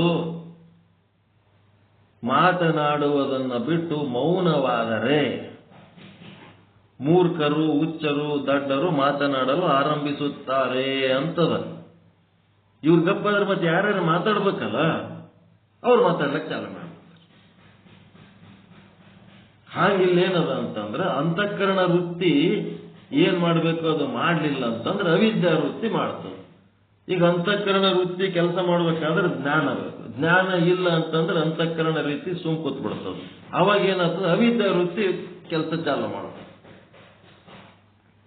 ಹಂಗ ಇವೆಲ್ಲ ಒಳಗೆ ಅದಾವ. ಈ ಒಳಗಿನ ಏನೇನದವ ಇವುಗಳನ್ನ ನಾವು ನೋಡ್ಕೊಳ್ಳಕ್ ಕಲಿಬೇಕು. ಇದು ಒಳಗೇ ನೋಡ್ಬೇಕು, ಒಳಗೆ ಇರವು. ಈ ಒಳಗಿನ ಏನು ನೋಡ್ತೀರಿ ಇದೇ ಸಾಕ್ಷಿ ಭಾಷ್ಯ, ಮತ್ತಿನ್ನೇನಿಲ್ಲ. ಒಳಗೆ ಆಗವು ಪರಿಣಾಮಗಳು, ಒಳಗೆ ಏನೇನಾಗ್ತವ ಅವೆಲ್ಲ ನೋಡೋದೇ ಸಾಕ್ಷಿ ಭಾಷೆ. ಅದರಂತೆಯೇ ಅಂತಃಕರಣ ವೃತ್ತಿಯು ಏನಾಗ್ತದಪ್ಪ ಅಂತಂದ್ರೆ ಬ್ರಹ್ಮಾಕಾರವಾಗುತ್ತದೆ. ಆದರೆ ಆ ಅಂತಃಕರಣದ ವೃತ್ತಿಯು ಹೊರಗೆ ಹೋಗುವುದಿಲ್ಲ, ಶರೀರದ ಒಳಗೇ ಇರುತ್ತದೆ. ಈಗ ಅಂತಃಕರಣ ಏನಾಗ್ತದ, ಅಂತಃಕರಣದೊಳಗೆ ಆಭಾಸದನ ಇಲ್ಲ ನಿಮ್ಮೊಳಗ, ಜೀವ ದೇಹಾಭಿಮಾನಿ ಜೀವ ಆಭಾಸದನಲ್ಲ ನಿಮ್ಮ ಅಂತಃಕರಣದೊಳಗ. ಆ ಅಂತಃಕರಣದೊಳಗ ಆಭಾಸ ಅವ ಈ ಬ್ರಹ್ಮಜ್ಞಾನ ಕೇಳಿ ಕೇಳಿ ಕೇಳಿ ಶ್ರವಣ ಮನನ ನಿಧಿಧ್ಯಾಸನ ಮಾಡಿಕೊಂಡು ಅವನಿಗೆ ಒಂದು ತಿಳುವಳಿಕೆ ಬರ್ತದೆ. ಆಭಾಸ ಇದ್ದಾಗ ಅವನಿಗೇನು ತಪ್ಪು ತಿಳುವಳಿಕೆಗಳಿರ್ತವ, ಮತ್ತ ಅವನಿಗೆ ಬ್ರಹ್ಮಜ್ಞಾನ ಆದ್ಮೇಲೆ ಆಭಾಸನಿಗೆ ಏನು ಜ್ಞಾನ ಆಗ್ತದ ಅಂತಂದ್ರೆ ಆಭಾಸನ ತಪ್ಪು ತಿಳುವಳಿಕೆಗಳು ಏನು, ವಿರೋಚನ ಸಿದ್ಧಾಂತ. ಈ ದೇಹನೇ ನಾನು ಮೊದಲು ಹೇಳ್ಬೇಕಾಗಿದ್ದು ಅದೇ ಪಾಯಿಂಟ್. ವಿರೋಚನ ಹೋಗಿ ಎಲ್ಲೆಲ್ಲಿಗೂ ಹೋಗ್ಬಿಟ್ಟೆವು ನಾವು. ವಿರೋಚನ ಸಿದ್ಧಾಂತ, ಈ ದೇಹನೇ ನಾನು ಫಸ್ಟ್ ಸಿದ್ಧಾಂತ. ಯಾರು ಈ ದೇಹ ನಾನು ಅಂತಾರ? ವಿರೋಚನ ಯಾವ ಕುಲದವನವನು? ರಾಕ್ಷಸ ಕುಲದವನು. ಹಂಗ ಈಗೇನಾಯ್ತು, ದೇಹನೇ ನಾನು ಅಂಥೇಳಿ ಯಾರು ತಿಳ್ಕೊಂಡಾರ? ಅವರೆಲ್ಲರೂ ಯಾಕೆ ಕುಲದವರು? ರಾಕ್ಷಸ ಕುಲದವರು. ಮತ್ತಿನ್ನೇನಿಲ್ಲ, ರಾಕ್ಷಸ ಕಂಪನಿ ಅವರು. ದೇಹನೇ ನಾನು ಅಂತ ಯಾರು ತಿಳ್ಕೊತಾರ? ಈ ಬ್ರಹ್ಮಾಂಡ ಜಗತ್ತು ಸತ್ಯ, ಈ ಪಿಂಡಾಂಡ ದೇಹನೇ ನಾನು, ಈ ಜಗತ್ತು ಸತ್ಯ, ಆ ಜಗತ್ತೆಲ್ಲ ನಂದು ಅಂತೇಳಿ ಯಾರು ಅದಕ್ಕೆ ತೆಕ್ಕಿಗೆ ಬಿದ್ದಿರ್ತಾರ ಅವರೆಲ್ಲರೂ ರಾಕ್ಷಸ ಕುಲದವರು. ಜಗತ್ತು ಸತ್ಯ, ಬ್ರಹ್ಮ ಅದನ್ನೋ ಇಲ್ಲ, ಅವನಿಗೆ ಗೊತ್ತದ ಬ್ರಹ್ಮ ಮಿಥ್ಯ, ಜಗತ್ತು ಸತ್ಯ, ಮತ್ತಿ ದೇಹನೇ ನಾನು, ದೇಹೋಹಂ ಭಾವ ಯಾರಿರ್ತಾರ ಇವರೆಲ್ಲರೂ ವಿರೋಚನ ಸಿದ್ಧಾಂತಿಗಳು. ಆ ವಿರೋಚನ ಮತ್ತ ಅವನ ಜೊತೆಗೆ ಇನ್ನೊಬ್ಬ ಯಾರು? ದೇವೇಂದ್ರ. ಇವ ಯಾರು? ಅದಿತಿಯ ಮಗ. ಅದಿತಿ ಅಂತ. ಅದಿತಿ ಅಂದ್ರೆ ಯಾರು? ಮತ್ತಿಂದ ಹೋಗ್ಬೇಕು ಕತಿ, ಮತ್ತೆ ದೊಡ್ಡದಾಗ್ತದ.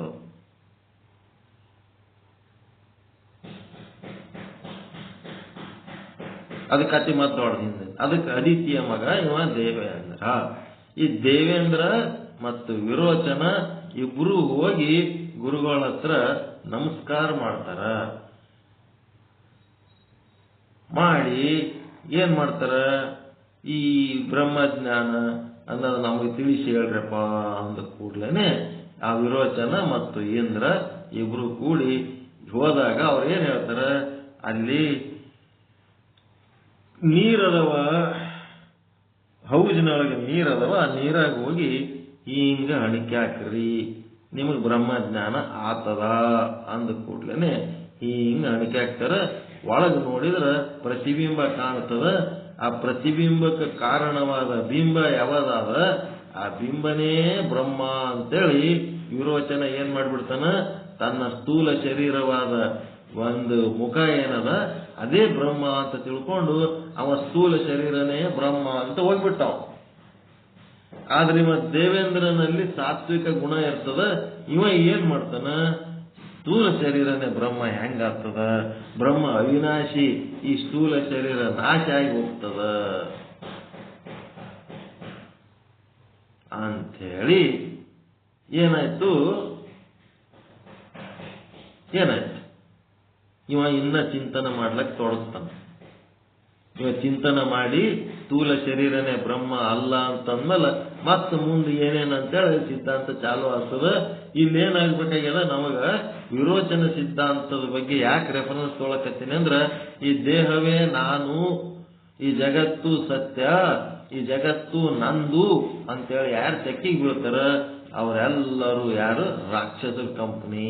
ಅದು ಬುದ್ಧಿ ನಮ್ಮ ಒಳಗೆ ಎಷ್ಟರ ಮಟ್ಟಿಗೆ ಆದ ಅಷ್ಟರ ಮಟ್ಟಿಗೆ ನಾವು ರಾಕ್ಷಸರೇ. ನಾವು ರಾಕ್ಷಸರೇ.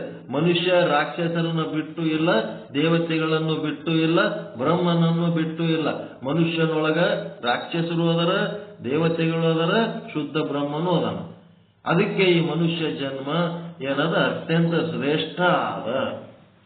ಹೀನ ಕಾರ್ಯಗಳನ್ನು ಮಾಡಿ ಅವನು ರಾಕ್ಷಸನಾಗಲು ಬಲ್ಲ, ಮತ್ತು ಶ್ರೇಷ್ಠ ಕಾರ್ಯಗಳನ್ನು ಮಾಡಿ ಅವ ದೇವತೆಯಾಗಲು ಬಲ್ಲ. ಈ ಹೀನ ಶ್ರೇಷ್ಠ ಅನ್ನುವ ಇವೆರಡನ್ನೂ ಮೀರಿ ಅವನು ಶುದ್ಧ ಬ್ರಹ್ಮನಾಗಲು ಬಲ್ಲ. ಮನುಷ್ಯ ಜನ್ಮದೊಳಗೆ ಏನೆಲ್ಲ ಮಾಡ್ಲಿಕ್ಕೆ ಸಾಧ್ಯ ಅದ? ದೇವತೆಗಳಾಗಬೇಕು ಅಂತ ಏನು ಎದಕ್ಕೆ ಬೇಕಾಗಿದೆ? ದೇವತೆಗಳಾಗ್ಬೇಕನ್ನೋದು. ದೇವತೆಗಳಾಗೋದು ಬೇಡ, ಪಾಪ ಮಾಡಿ ರಾಕ್ಷಸರಾಗೋದು ಬೇಡ, ಪುಣ್ಯ ಮಾಡಿ ದೇವತೆಗಳಾಗೋದು ಬೇಡ. ಆ ದೇವತೆಗಳ ಹೆಂಗ ಬಂಗಾರದ ಸಂಕೋಲೆ, ರಾಕ್ಷಸರದೇನದ ಕಬ್ಬಿಣದ ಸಂಕೋಲೆ. ಯಾವುದಾದ್ರೂ ಅದು ಬಂಧನಕ್ಕೀಡು ಮಾಡ್ತದ. ಆ ಪಾಪ ಪುಣ್ಯಗಳನ್ನ ಮೀರಿ ಅವೆರಡು ನನಗೆ ಸಂಬಂಧ ಇಲ್ಲ ಅಂತೇಳಿ ಯಾರು ಶುದ್ಧ ಬ್ರಹ್ಮ ಚೇತನರಾಗ್ತಾರ ಅವರು ಮೋಕ್ಷ ಹೊಂದುತ್ತಾರೆ. ಹಿಂಗೆಲ್ಲ ಇರ್ತಾವ. ಇಲ್ಲೇನಾಯ್ತು ಅಂತಃಕರಣ ವೃತ್ತಿಯು ಬ್ರಹ್ಮಾಕಾರವಾಗುತ್ತದೆ. ಸುಖ ದುಃಖ ಆಕಾರ ಹೆಂಗಾಗ್ತದ? ಇಲ್ಲಿ ಏನಾಯ್ತು, ಇಲ್ಲಿ ಸಾಧನೆ ಮಾಡ್ಯಾನ. ಎಲ್ಲ ಸಾಧನೆ ಮಾಡಿ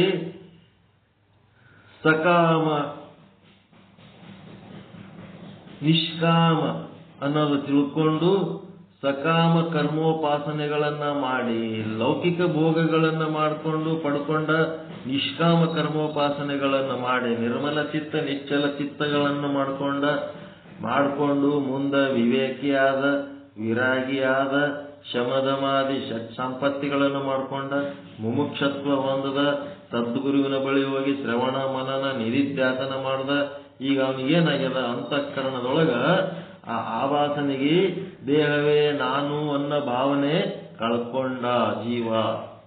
ಇದು ನಾ ತಪ್ಪು ತಿಳ್ಕೊಂಡಿನಿ, ದೇಹ ನಾನಲ್ಲ ಅಂತೇಳಿ ನಿಶ್ಚಯ ಜ್ಞಾನ ಮಾಡ್ಕೊಂಡ ಆಭಾಸ. ಈ ದೇಹ ನಾನಲ್ಲ ಅಂತಂದ್ರ ಹುಟ್ಟವನು ಅಲ್ಲ, ಸಾಯವನು ಅಲ್ಲ. ಇಲ್ಲೇನು ಉಪಜೀವನ ನಡೆದದ, ಇದು ನಂದಲ್ಲ. ಇದು ಕರ್ಮಗಳ ಆಟ ಅದ. ಇದು ಕರ್ಮದಿಂದ ದೇಹ, ದೇಹದಿಂದ ಕರ್ಮ. ನಾ ದೇಹಕ್ಕೂ ಸಂಬಂಧ ಇಲ್ಲ, ನಾ ಕರ್ಮಕ್ಕೂ ಸಂಬಂಧ ಇಲ್ಲ. ಬರವಲ್ಲ, ಹೋಗವಲ್ಲ, ಪಾಪ ಮಾಡವಲ್ಲ, ಪುಣ್ಯ ಮಾಡವಲ್ಲ, ಸುಖ ಅನುಭವಿಸುವವಲ್ಲ, ದುಃಖ ಅನುಭವಿಸುವವನಲ್ಲ. ಇದ್ಯಾವ ಲೀಲೆಗೂ ನಾನು ಸಂಬಂಧ ಇಲ್ಲ ಅಂತೇಳಿ ಅವ ಶುದ್ಧ ಬ್ರಹ್ಮ ಸ್ವರೂಪ ಆಗ್ಬಿಟ್ಟನವ. ಬ್ರಹ್ಮಾಕಾರ ಆಗ್ಯಾನೀಗವ ಆಭಾಸ. ಆದರೆ ಅಲ್ಲಿ ಆ ಅಂತಃಕರಣದ ವೃತ್ತಿಯು ಹೊರಗೆ ಹೋಗುವುದಿಲ್ಲ.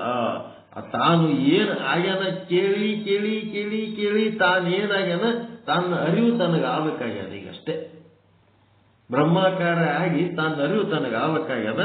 ಅದಕ್ಕೇನಾಯ್ತು? ಆ ಅಂತಃಕರಣ ವೃತ್ತಿ ಹೊರಗೆ ಹೋಗ್ಲಾರ್ದೆ ಶರೀರದ ಒಳಗೆ ಇದ್ದು ಅಂತಃಕರಣ ವೃತ್ತಿಯೊಡನೆ ಬ್ರಹ್ಮದ ಸಂಬಂಧವಾಗುತ್ತದೆ.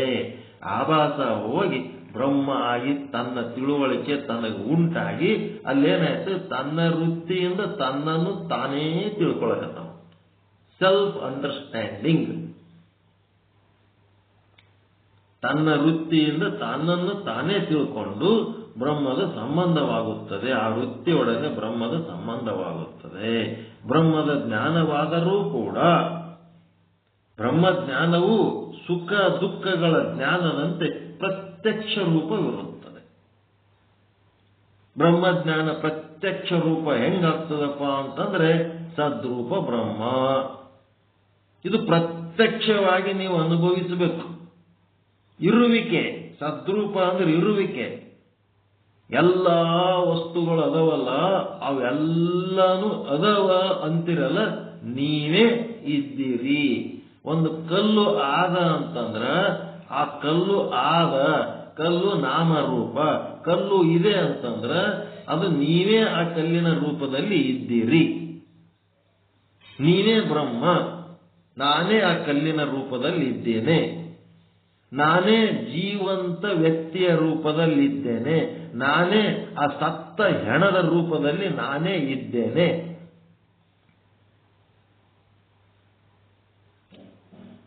ಅತ್ಯಾಧುನಿಕ ನಾಗರಿಕನಾಗಿ ಡೆಲ್ಲಿ, ಬೆಂಗಳೂರು, ಮೈಸೂರು ಎಲ್ಲ ಕಡೆ ಮನಿ ಕಟ್ಟಿಕೊಂಡು ಮಹಾರಾಜನಾಗಿ ಇದ್ದವನು ನಾನೇ, ಮತ್ತು ಸ್ಮಶಾನದೊಳಗಿದ್ದವನು ನಾನೇ. ನನ್ನ ಬಿಟ್ಟು ಎಲ್ಲಿ ಏನು ಇಲ್ಲೇ ಇಲ್ಲ, ಎಲ್ಲ ಕಡೆ ನಾನೇ ಇದ್ದೇನೆ. ದಟ್ ಈಸ್ ಸದ್ರೂಪ ಬ್ರಹ್ಮ. ವಿಕಾರ ಅನ್ನೋದೇನು ಇಲ್ಲೇ ಇಲ್ಲ. ನಿರ್ವಿಕಾರ. ಬಾಲಕ ರೂಪದಲ್ಲಿ ನಾನೇ, ಯುವಕನ ರೂಪದಲ್ಲಿ ನಾನೇ, ಮುದುಕನ ರೂಪದಲ್ಲಿ ನಾನೇ. ಆ ವಿಕಾರಗಳೆಲ್ಲ ಜಗತ್ತಿನ ಭಾಗಗಳು, ಜೀವನದ ಭಾಗಗಳು. ನನಗವು ಯಾವ ವಿಕಾರಗಳಿಲ್ಲ. ಸದ್ರೂಪ, ಚಿದ್ರೂಪ. ನಮಗೆ ಯಾರು ಬೇರೆಯವ್ರಿಗೆ ತಿಳಿಸಿ ಹೇಳೋದು ಬೇಕಾಗಿಲ್ಲ. ನಾವೇನದೀವಿ ನಮಗೆ ಗೊತ್ತದ, ಇಡೀ ಜಗತ್ತೇನಂತೂ ನಮಗೆ ಗೊತ್ತದ. ಇದು ಚಿದ್ರೂಪ. ಯಾವುದು ಈ ಘಟನೆಗಳು ಏನಾದರೂ ಸಹಿತ ಲೌಕಿಕ ಜೀವಿಗಳಿಗೆ ಅವು ಸುಖ ದುಃಖಗಳು ಉಂಟು ಮಾಡ್ತಾ ಇರಬಹುದು. ಈ ಬ್ರಹ್ಮ ಸ್ವರೂಪಕ್ಕೆ ಏನದಂತ ಎಲ್ಲವೂ ಆನಂದವನ್ನು ಕೊಡುವಂತಹದ್ದೇ. ಕಾಂಗ್ರೆಸ್ ಬಂದ್ರು ಅಷ್ಟೇ ಸಂತೋಷ, ಬಿಜೆಪಿ ಬಂದ್ರು ಅಷ್ಟೇ ಸಂತೋಷ. ಯಾಕಂದ್ರೆ ಇದು ಜಗತ್ತು ಮಿಥ್ಯ. ಈ ಮಿಥ್ಯಾ ಜಗತ್ತಿಗೆ ಯಾರು ಆರಿಸಿ ಬಂದ್ರು, ಏನು ಮಾಡಿದ್ರು, ಏನು ಆಗದದ, ಏನು ಹೋಗದದ. ಅವ್ರು ಬಂದಾಗ ಒಂದು ತರ ಆಳ್ಕೆ ಮಾಡ್ತಾರೆ, ಇವ್ರು ಬಂದಾಗ ಇನ್ನೊಂದು ತರ ಆಳ್ಕೆ ಮಾಡ್ತಾರೆ. ಮಿಥ್ಯವಾದ ಜಗತ್ತು.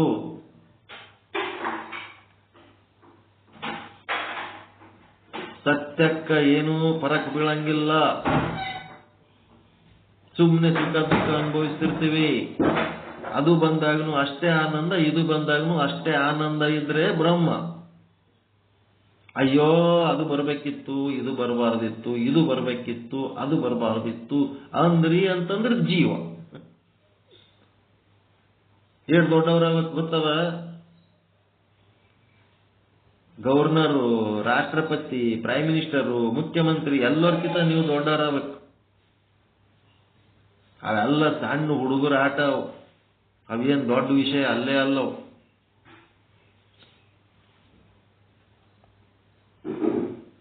ಎಷ್ಟು ದೊಡ್ಡವರಾಗಬೇಕು ನೀವು. ಯಾರು ಬಂದ್ರು ಎಲ್ಲರನ್ನ ಸಮಾನವಾಗಿ ನಿಮ್ಮಂತೆ ಕಂಡು ಗೌರವಿಸಬೇಕು. ಎಲ್ಲರನ್ನ ಸಮಾನವಾಗಿ.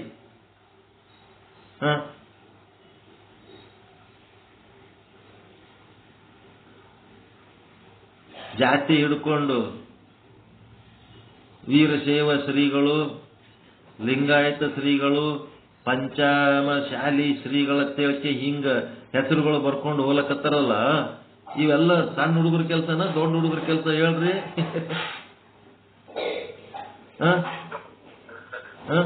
ಪಂಚಮಶಾಲಿ ಶ್ರೀಗಳ ಹಂಗಿರ್ತದೇನೆಲ್ಲರ?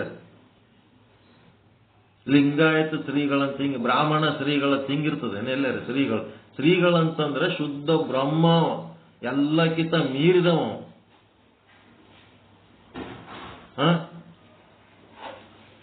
ಯಾರು ಜಾತಿ, ನಾಮ, ರೂಪ, ಭೇದ ಹಿಡ್ಕೊಂಡು ಹೋಗ್ತಾರ, ಎಲ್ಲನೂ ಅದೇನದ ಚಿಲ್ಲರ್ ಕೆಲಸ ನೋಡ್ರಿ. ಈ ಜಗತ್ತಿನಾಗ ಚಿಲ್ಲರ್ ಕೆಲಸ, ಸಣ್ಣತನ, ಅವೆಲ್ಲ ಗುಂಪುಗಾರಿಕೆ. ಅವಕ್ಕೆ ನಾವು ಕೆಟ್ಟ ತಿಳ್ಕೋಬೇಕ, ಚಲೋ ತಿಳ್ಕೋಬೇಕ? ಏನು ತಿಳ್ಕೋಬಾರ್ದು, ನೋಡ್ಬೇಕಷ್ಟೇ. ಸುಮ್ಮನೆ ನೋಡ್ಬೇಕಷ್ಟೇ, ಸುಮ್ಮನೆ ನೋಡ್ಬೇಕು. ಕೆಟ್ಟ ಅನ್ಬಾರ್ದು, ಒಳ್ಳೇದನ್ಬಾರ್ದು. ಯಾಕಂದ್ರ ಅವ್ರು ಏನ್ ಮಾಡಿರ್ತಾರ ಅವ್ರು ಅನುಭವಿಸ್ತಾರ. ನಾವ್ಯಾಕೆ ಅದಕ್ಕೆ ಒಳ್ಳೇದು ಕೆಟ್ಟದ ತೆಳಗೆ ಕಾಮೆಂಟ್ರಿ ಮಾಡ್ಬೇಕು? ನಾವು ಸುಮ್ಮನೆ ನೋಡ್ಬೇಕು. ಏನ್ ಮಾಡ್ಲಕತ್ತನ್ನ ಸುಮ್ಮನೆ ನೋಡ್ಬೇಕು. ಸುಮ್ಮನೆ ನೋಡಿದ್ರಿ ನೀವು ಶುದ್ಧ ಬ್ರಹ್ಮ. ಅದ್ರೊಳಗೆ ಕೂಡಿದ್ರಿ, ಅಯ್ಯೋ 5 ಮಂದಿ ಜಗದ್ಗುರುಗಳು ಮೇಂಟೈನ್ ಮಾಡಿದ ರಗಡದ, ಇವ್ರು ಒಂದ್ 2-3 ಯಾರೋ ಹೊಸ ಬಂದು ಮತ್ತೆ ಇವು ಬಂದಾಗ ನಾವು ಗೌರವಿಸ್ಬೇಕು. ಹೆಂಗ್ ಮಾಡ್ಬೇಕು, ಹಂಗ್ ಮಾಡ. ಏನ್ ಮಾಡೋದು? ಯಾವ ಜಗದ್ಗುರು, ಯಾವ ವಿಶ್ವಗುರು, ಅವ್ರೆಲ್ಲರ್ಕಿಂತ ದೊಡ್ಡ ಅಪ್ಪ ನೀವು. ಅವೆಲ್ಲ ಸಣ್ಣ ಹುಡುಗರು, ಹುಡುಗಾಟ ನೋಡ್ತಿರು. ಆ ಜಗದ್ಗುರು ಏನ್ ಮಾಡ್ತಾನೆ, ಈ ಜಗದ್ಗುರು ಏನ್ ಮಾಡ್ತಾನೆ, ಆ ವಿಶ್ವಗುರು ಏನ್ ಮಾಡ್ತಾನೆ, ಈ ವಿಶ್ವಗುರು ಏನ್ ಮಾಡ್ತಾನೆ, ಅವೆಲ್ಲ ಸಣ್ಣ ಹುಡುಗರು. ಅವೆಲ್ಲ ಬ್ರಹ್ಮನ ದೃಷ್ಟಿ ಒಳಗ, ಪರಶಿವನ ದೃಷ್ಟಿ ಒಳಗ ಅವೆಲ್ಲ ಸಣ್ಣ ಹುಡುಗರು. ಏನೋ ಒಂದು ಅಧಿಕಾರ ಹಿಡ್ಕೊಂಡು ಏನೋ ಮಾಡ್ಲಕತ್ತಾವ, ಜಗಳ ಆಡ್ತಾವ, ಪ್ರೀತಿ ಮಾಡ್ತಾವ. ಅವೆಲ್ಲ ಸಣ್ಣ ಹುಡುಗರು ಜಗಳ ಗಟ್ಲೆ ನೋಡ್ಬೇಕು. ಅಷ್ಟು ದೊಡ್ಡದಾಗಬೇಕು ವಿಶಾಲ ಹೃದಯ ನಮ್ಮದು, ಅದ್ರೊಳಗೆ ಸೇರ್ಕೊಳ್ಳೋದಿಲ್ಲ. ಅದಕ್ಕೇನದ ಅಂತಂದ್ರ ಆ ವೃತ್ತಿ ಏನಾಗಬೇಕು, ಇಲ್ಲಿ ಏನಾಗ್ಲಕತ್ತದಂತಂದ್ರೆ ಆವಾಸನಿಗೆ ತಾನು ಬ್ರಹ್ಮ ಅಂತೇಳಿ ಜ್ಞಾನ ಆಗಿ ತನ್ನ ಅಜ್ಞಾನವನ್ನು ತಾನು ಕಳ್ಕೊಂಡು ಬ್ರಹ್ಮ ಆಕಾರ ತಾಳೆನ. ಆ ಬ್ರಹ್ಮಾಕಾರ ತಾಳಿದಂತ ಆವಾಸನನ್ನ ಯಾರು ಅರಿಬೇಕು? ನಿಮ್ಮ ಅಂತಃಕರಣ ವೃತ್ತಿನೇ ನಿಮ್ಮ ಆವಾಸನನ್ನ ಅರಿಬೇಕಾಗ್ಯದ. ಅವ ಎಲ್ಲದನ ಆವಾಸ ನಿಮ್ಮ ಅಂತಃಕರಣದೊಳಗೆ ಅದನ. ಆ ಆವಾಸನಿಗೆ ಏನ್ ಆಗ್ಬೇಕಾಗ್ಯದ? ತನ್ನ ಬಗ್ಗೆ ತನಗೇ ಸ್ವರೂಪದ ಜ್ಞಾನ ಆಗ್ಬೇಕಾಗ್ಯದ. ಆ ವೃತ್ತಿಲಿಂದ ಅವನಿಗೆ ಸ್ವರೂಪದ ಜ್ಞಾನ ಆಗ್ತದ. ಬ್ರಹ್ಮಾಕಾರ ಆಗ್ಯಾನ, ಆದ್ರೆ ವೃತ್ತಿ ಇರ್ಲಿಲ್ಲ ಅಂತಂದ್ರ ಅವನಿಗೆ ಅದರ ಆಕಾರ ಜ್ಞಾನ ಆಗಂಗಿಲ್ಲ. ಆ ಅಂತಃಕರಣ ವೃತ್ತಿ ತಯಾರಾಗಿ ತನ್ನನ್ನು ತಾನು ಅರಿತು ತನ್ನ ಬ್ರಹ್ಮಾಕಾರ ಸ್ವರೂಪ ಆನಂದವಾಗಿ ಆನಂದವಾಗಿದ್ದನು ಅಂತಂದ್ರೆ ಬ್ರಹ್ಮಾಕಾರ. ದ್ವಂದ್ವಗಳೊಳಗೆ ಸಿಕ್ಕೊಂಬಿದ್ದಿದ್ದ ಅಂದ್ರೆ ಜೀವಾಕಾರ. ಅದು ಇದು ಇದು ಅದು ಅದು ಒಳ್ಳೆಯದು ಇದು ಕೆಟ್ಟದು, ಅದು ಇರಬೇಕಿತ್ತು ಇದು ಇರಬಾರ್ದಿತ್ತು ಅಂತ ದ್ವಂದ್ವದೊಳಗೆ ಸಿಕ್ಕೊಂಬಿದ್ದಿದ್ದ ಅಂದ್ರೆ ಜೀವಾಕಾರ. ದ್ವಂದ್ವಾತೀತ ಆಗಿದ್ನಂತಂದ್ರೆ ಬ್ರಹ್ಮಾಕಾರ. ಸಿನಿಮಾ ಪ್ರೊಡ್ಯೂಸರ್ ವಿಲನ್ಗೂ ಅವನೇ ರೊಕ್ಕ ಕೊಡ್ತಂದನ, ಹೀರೋಗ್ನು ಅವನೇ ರೊಕ್ಕ ಕೊಡ್ತಂದನ. ತಂದ ಮೇಲೆ ವಿಲನ್ ಎಷ್ಟು ಕೆಟ್ಟ ಪಾತ್ರ ಮಾಡಿದ್ರು ಆ ಸಿನಿಮಾ ಪ್ರೊಡ್ಯೂಸರ್ಗೆ ಸಂತೋಷ ಆಗ್ತದ, ದುಃಖ ಆಗ್ತದ. ಎಷ್ಟು ಫಸ್ಟ್ ಕ್ಲಾಸ್ ಮಾಡಿದ್ ಬಿಡಪ್ಪ ಪಾತ್ರ ಅಂತ. ಹಂಗ ಸಿನಿಮಾ ಪ್ರೊಡ್ಯೂಸರ್ ಇದ್ದಂಗೆ ಇರ್ಬೇಕು, ಅವ ಶುದ್ಧ ಬ್ರಹ್ಮ. ಅದು ಬಿಟ್ಟು ಏಟ್ ಕೆಟ್ಟ ಪಾತ್ರ ಮಾಡಿದನಪ್ಪ ಅಂತೇಳಿ ದುಃಖ ಪಟ್ಟನಂತಂದ್ರ ಪ್ರೊಡ್ಯೂಸರ್ ಏನೋ, ಅವ ಮುಂದೆ ಕೂತು ನೋಡ್ಲಕ್ ಬಂದಂತ ಪ್ರೇಕ್ಷಕ.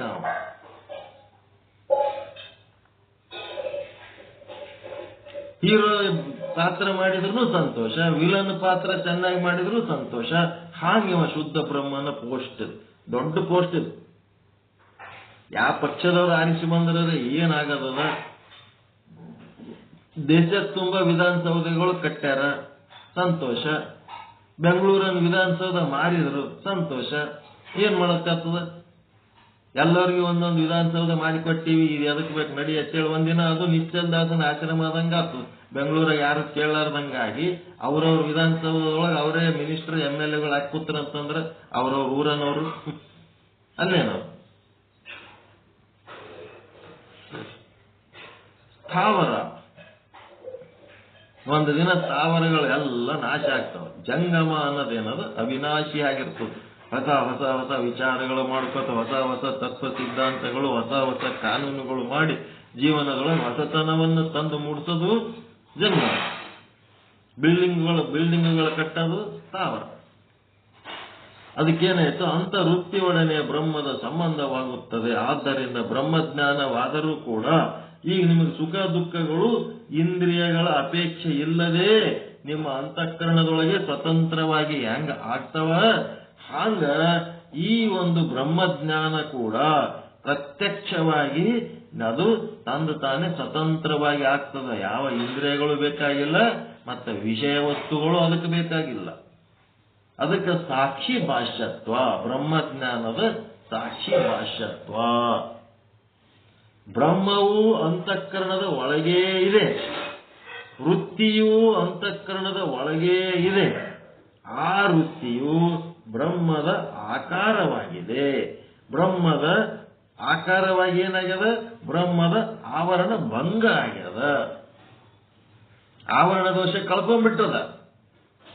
ಆ ದೇಹನೇ ನಾನು, ಹುಟ್ಟವ ನಾನು, ಸಾಯವ ನಾನು, ಪಾಪ ಮಾಡವ ನಾನು, ಪುಣ್ಯ ಮಾಡವ ನಾನು, ಸುಖ ದುಃಖ ಅನುಭವಿಸುವವನ ನಾನು. ಎಷ್ಟು ತರ ಇವೆಲ್ಲ ಏನದವ ಆವರಣಗಳು. ಇವೆಲ್ಲ ಈ ಆವರಣಗಳನ್ನೆಲ್ಲ ಕಳ್ಕೊಂಡ್ಬಿಟ್ಟದದು. ಆವರಣ ಭಂಗ ಆಗಿ ಬ್ರಹ್ಮಜ್ಞಾನ ಆಗ್ಯದ. ಹುಟ್ಟವ ನಾನಲ್ಲ, ಸಾಯವ ನಾನಲ್ಲ, ಪಾಪ ಮಾಡವ ನಾನಲ್ಲ, ಪುಣ್ಯ ಮಾಡವ ನಾನಲ್ಲ, ಸುಖ ಅನುಭವಿಸೋ ನಾನಲ್ಲ, ದುಃಖ ಅನುಭವಿಸೋ ನಾನಲ್ಲ, ಹೋಗವ ನಾನಲ್ಲ, ಬರವ ನಾನಲ್ಲ, ಈ ದೇಹನೇ ನಾನಲ್ಲ. ಇದು ನಿಶ್ಚಯ ಜ್ಞಾನ ಮಾಡಿಕೊಂಡು ಮತ್ತಿವ್ಯಾವ ನೀನಲ್ಲ ಅಂತಂದ್ಮೇಲೆ ಯಾರಪ್ಪ? ನಾನು ಶುದ್ಧ ಬ್ರಹ್ಮ. ಯಾವ ನಾನಲ್ಲ ಅಂತೇಳಿ ನಾನು ಶುದ್ಧ ಬ್ರಹ್ಮ ಅಂತೇಳಿ ನಾವೇನು ಅನ್ಕೋತೀವಿ.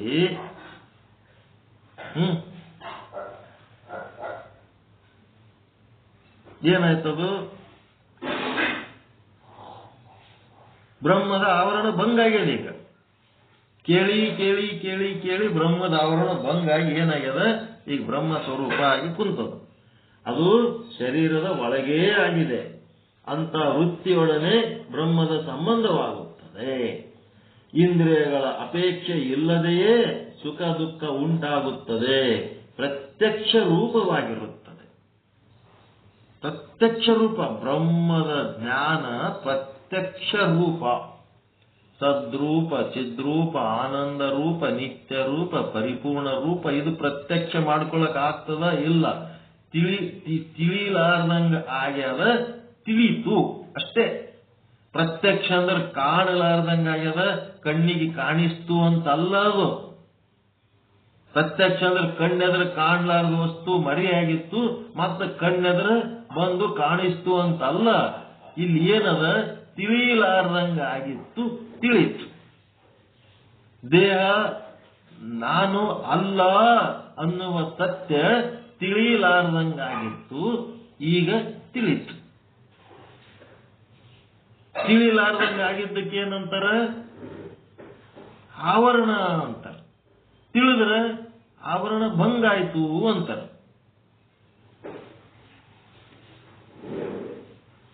ದೇಹನೇ ನಾನು ಅಲ್ಲ ಎನ್ನುವುದು ಸತ್ಯನೋ ಮಿಥ್ಯನೋ?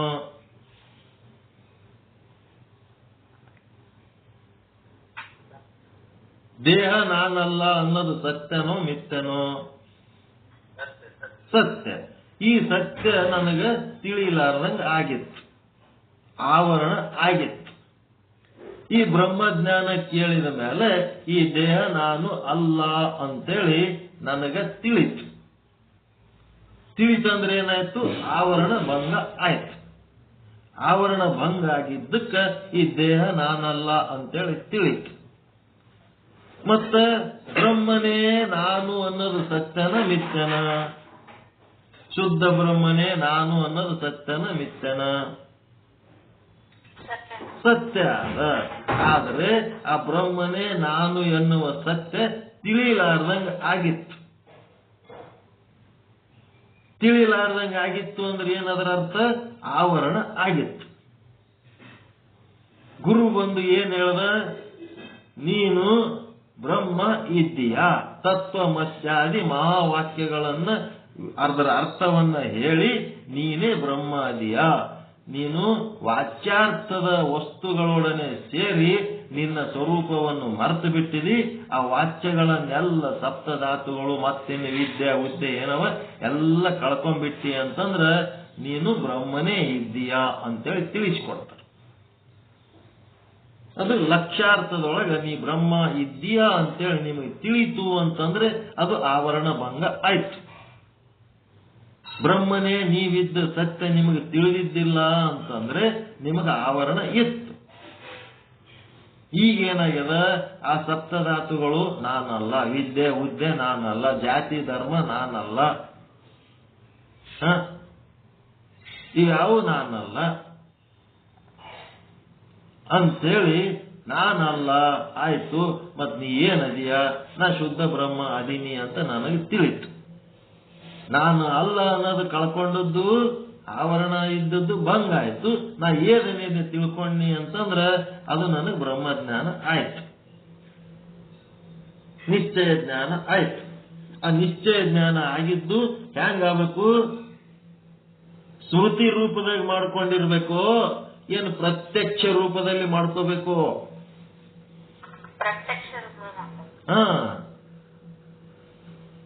ಪ್ರತ್ಯಕ್ಷ ರೂಪದಲ್ಲಿ ಮಾಡ್ಕೋಬೇಕು. ನೀವು ನೀವೇ ಮಾಡ್ಕೋಬೇಕದು, ಪ್ರಯತ್ನ ಪಟ್ಟು ಮಾಡ್ಕೊಳ್ಳೋದು ಅದು ನೀವೇ ಮಾಡ್ಕೋಬೇಕು.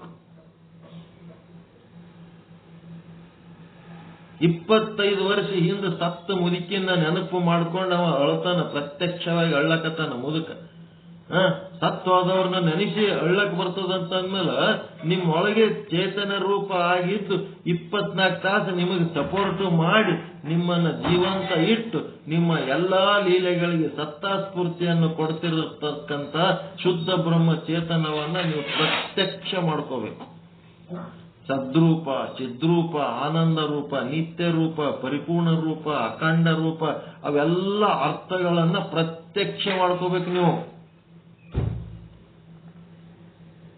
ಪ್ರತ್ಯಕ್ಷ ಮಾಡ್ಕೋಬೇಕು. ಅವುಗಳನ್ನ ನೀವು ಸ್ಮೃತಿ ರೂಪದಾಗ ಇಟ್ಕೊಂಡಿದ್ರಿ ಅಂದ್ರೆ, ಸದ್ರೂಪ ಸ್ಮೃತಿ ರೂಪದಾಗ ಇತ್ತಂತಂದ್ರೆ ಏನ್ ಮಾಡ್ಬೇಕು? ನಿಮ್ಮ ವೃತ್ತಿ ಹೋಗಿ ಆ ಅಂತಃಕರಣದೊಳಗಿರುವಂತ ಸದ್ರೂಪ ಚೇತನವನ್ನೇ ತಿಳ್ಕೊಳ್ಳಿಲ್ಲ ಅಂದ್ರೆ, ಅಂತಃಕರಣ ಸದ್ರೂಪ ತಗೊಂಡದ, ಆಕಾರ ತಗೊಂಡದ, ಈಗ ಬ್ರಹ್ಮಾಕಾರ ತಗೊಂಡದ, ಈಗ ನಿಮ್ಮ ಆಭಾಸ ಬ್ರಹ್ಮಾಕಾರ ತಗೊಂಡನ. ಆದರೆ ನಿಮ್ಮ ವೃತ್ತಿ ಹೋಗಿ ಆ ಬ್ರಹ್ಮಾಕಾರದ ಜೊತೆಗೆ ಸಂಬಂಧ ಹೊಂದಲಿಲ್ಲ ಅಂತಂದ್ರೆ ಅದು ಸ್ಮೃತಿ ರೂಪದಾಗ ಇದ್ದಂಗ, ಅದು ಪ್ರತ್ಯಕ್ಷ ರೂಪದಾಗ ಬರಬೇಕಲ್ಲ. ನಿಮ್ಮ ವೃತ್ತಿ ಏನಾಗಬೇಕು? ಆ ಬ್ರಹ್ಮ ಆಕಾರ ಏನಾಗ್ಯದಲ್ಲ, ಆ ಬ್ರಹ್ಮದೊಡನೆ ಅದು ಸಂಬಂಧ ಹೊಂದಬೇಕಾಗ್ಯದ. ಅದು ಎಲ್ಲಿ ಹೊರಗೆ ಹೋಗ್ಬೇಕಾಗಿಲ್ಲ. ನಿಮ್ಮ ಅಂತಃಕರಣದೊಳಗೆ ಇರುವ ಆಭಾಸ ಬ್ರಹ್ಮಾಕಾರವಾಗಿದ್ದಾನೆ. ಕೇಳಿ ಕೇಳಿ ಕೇಳಿ ಕೇಳಿ, ನಾನು ಜೀವ ಅಲ್ಲ, ನಾ ಬ್ರಹ್ಮ, ಈ ದೇಹಾಭಿಮಾನ ಪಡೋದು ಅಜ್ಞಾನ, ನಾನು ಬ್ರಹ್ಮ ಅಂತ ಹೇಳಕ್ಕೆ ಆಭಾಸಗೆ ಈಗ ತಿಳುವಳಿಕೆ ಬಂದದ. ಯಾವಾಗಾರೆ ಸತ್ಸಂಗದಾಗ ಕೇಳಿದ್ರ ಎಲ್ಲ ಹೇಳಕ್ ಬರ್ತದ. ಆದ್ರೆ ಅದು ಪ್ರತ್ಯಕ್ಷ ಮಾಡ್ಕೊಳಕ ನೀವು ಮಾಡ್ಕೋಬೇಕಾದ ಪ್ರತ್ಯಕ್ಷ ನಾವು ಮಾಡ್ಲಕ್ ಆಗ್ತದೇನ್ರಿ?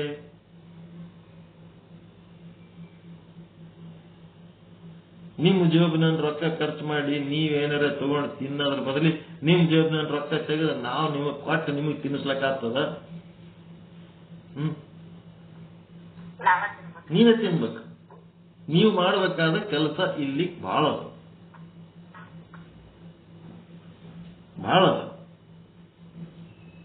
ಸೀರಿಯಸ್ ಮ್ಯಾಟರ್ ಅದ ಇದು.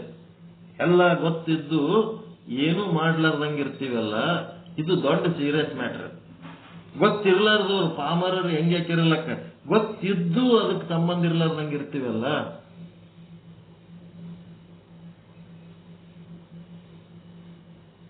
ಜಗತ್ತು ಯಾರೇನ್ ಮಾಡ್ಬೇಕು, ಅನುಸಂಧಾನ ಮಾಡ್ಬೇಕು. ಈಗ ಜಗತ್ತು ಯಾರ್ಲಿಂತ ಹಾಳಾಗ್ಯದ ಅಂತಂದ್ರ ಏನು ಗೊತ್ತಿಲ್ಲ, ಪಾಮರರಿಂದ ಹಾಳಾಗಿಲ್ಲಂತ ಜಗತ್ತು. ಅವ್ರ ಹೆಂಗೋ ಒಂದು ಜೀವನ ಹೆಂಗೋ ಮಾಡ್ಲಕತ್ತಾರ. ಈ ಜಗತ್ತು ಹಾಳಾಗ್ಲಕತ್ತದ್ದು ನೋಡಿನೂ ಸುಮ್ ಕೂತಿರ್ತಾರಲ್ಲ, ಅವ್ರಲಿಂತ ಹಾಳಾಗ್ತದಂತ. ಎಲ್ಲ ಗೊತ್ತಿದ್ರು ಸುಮ್ಮಿರ್ತಾರಲ್ಲ, ಅವ್ರಲಿಂತ ಈ ಜಗತ್ತು ಹಾಳಾಗ್ತದ. ನಮ್ಮ ಜೀವನ ವ್ಯರ್ಥ ಹೆಂಗಾಗ್ಲಕತ್ತದ, ಯಾರ್ದು ವ್ಯರ್ಥ ಆಗ್ಲಕತ್ತಂದ್ರ ತಿಳಿದೂನು ಅದು ಪ್ರಾಕ್ಟೀಸ್ ಮಾಡ್ಲಾರ್ದವ್ರದ್ದು ಜೀವನ ವ್ಯರ್ಥ ಆಗ್ತದೆ. ಏನು ತಿಳಿಲಾರ್ದವ್ನ ಜೀವನ ಹೆಂಗ್ ವ್ಯರ್ಥ ಆಗ್ತದ್ರಿ? ಮಾನವ ಜನ್ಮ ಬಲು ದೊಡ್ಡದು, ಹಾನಿ ಮಾಡಿಕೊಳ್ಳಬೇಡಿ ಹುಚ್ಚಪ್ಪಗಳಿರ. ಅಂದ್ರೆ ಇದು ಬಹಳ ಶ್ರೇಷ್ಠ ಅಂತೇಳಿ ಯಾವ ತಿಳ್ಕೊಂಡನ ಅವನಿಗದ ಹಾನಿ ಆಗ್ತದ. ಏನು ತಿಳ್ಕೊಳ್ಳಾರ್ದವನಿಗೇನ್ ಹಾನಿ ಆಗ್ತದೆ? ಲಾಭ ಆದ್ರೂ ಅಷ್ಟೇ, ಹಾನಿ ಆದ್ರೂ ಅಷ್ಟೇ, ಅವನಿಗೇನ್ ಸಮಸ್ಯೆ ಇಲ್ಲ. ಇದು ಹಾನಿ ಮಾಡ್ಕೊಳ್ಳಾರ್ದಂಗ ನಾವು ಮಾಡ್ಕೋಬೇಕಾಗಿ.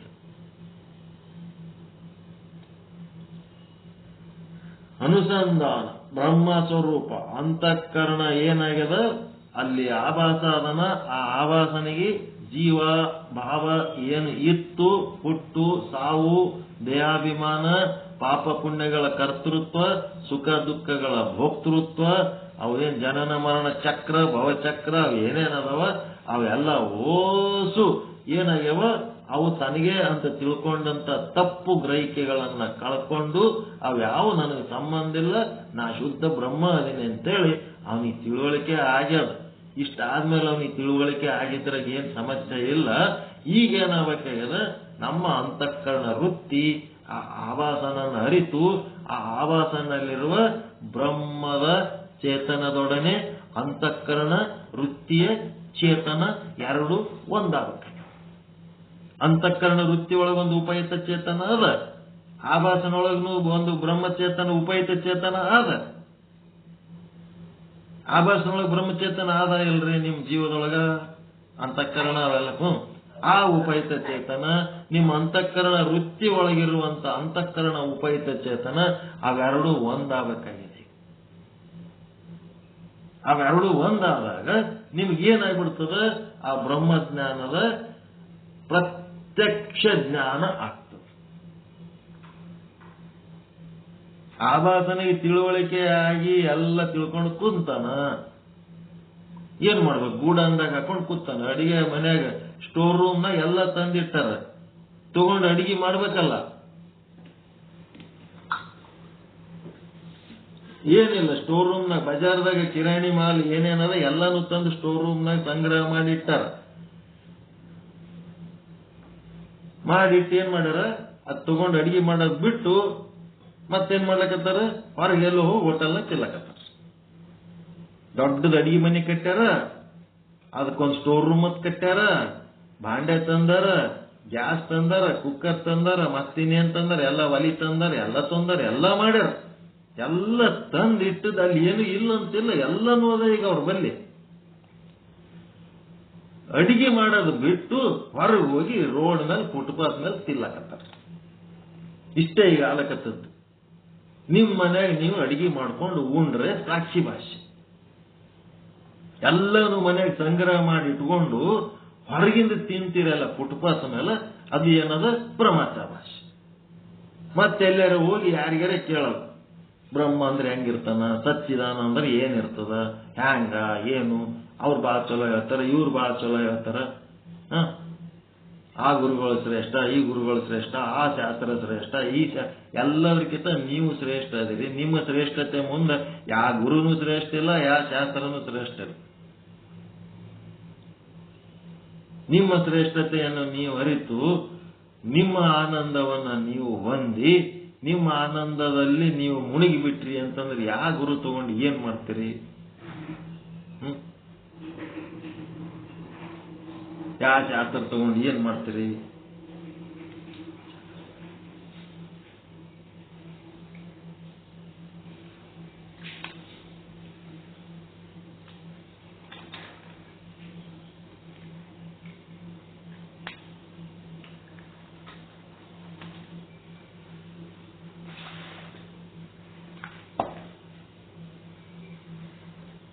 ಏನ್ ಮಾಡ್ಬೇಕು? ಏನು ಮುಂದಕ್ಕೆ ಹೋಗಿಲ್ಲ ಗಾಡಿ, ಇವತ್ತು ಇಲ್ಲೇ ಅದು, ಎಲ್ಲೇ ಅದ ಅಲ್ಲೇ.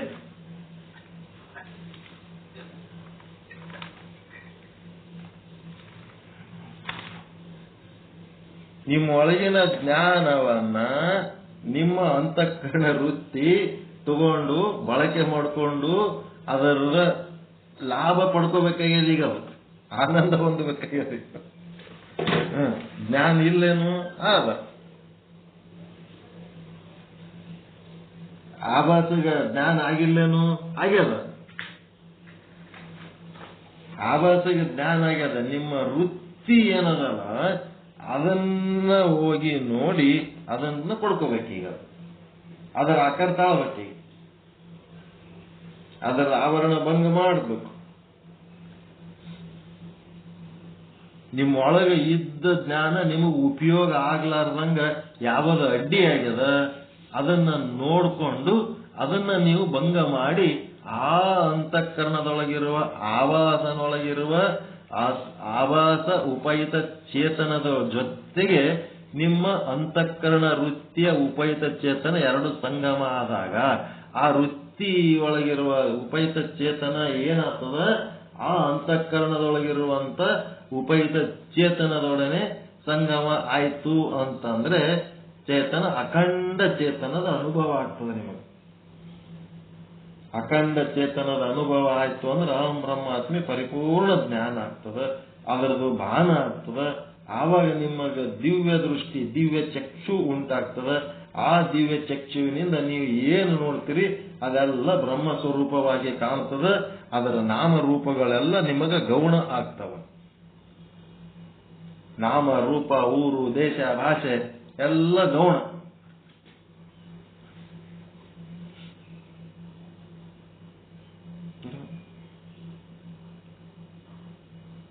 ನಿನ್ನೊಬ್ಬರು ಅಂಗಡಿಯಾಗ ಕೂತಿದ್ದೆ ಗೊತ್ತ, ನಿಮ್ಮೂರು ಯಾವ್ದು ಅಂತ ಹೇಳಿ, ಗುಲ್ಬರ್ಗ ಭಾರಿ ಹೊರಟು ನನ್ನ ಮಕ್ಕಳ ಗುಲ್ಬರ್ಗ.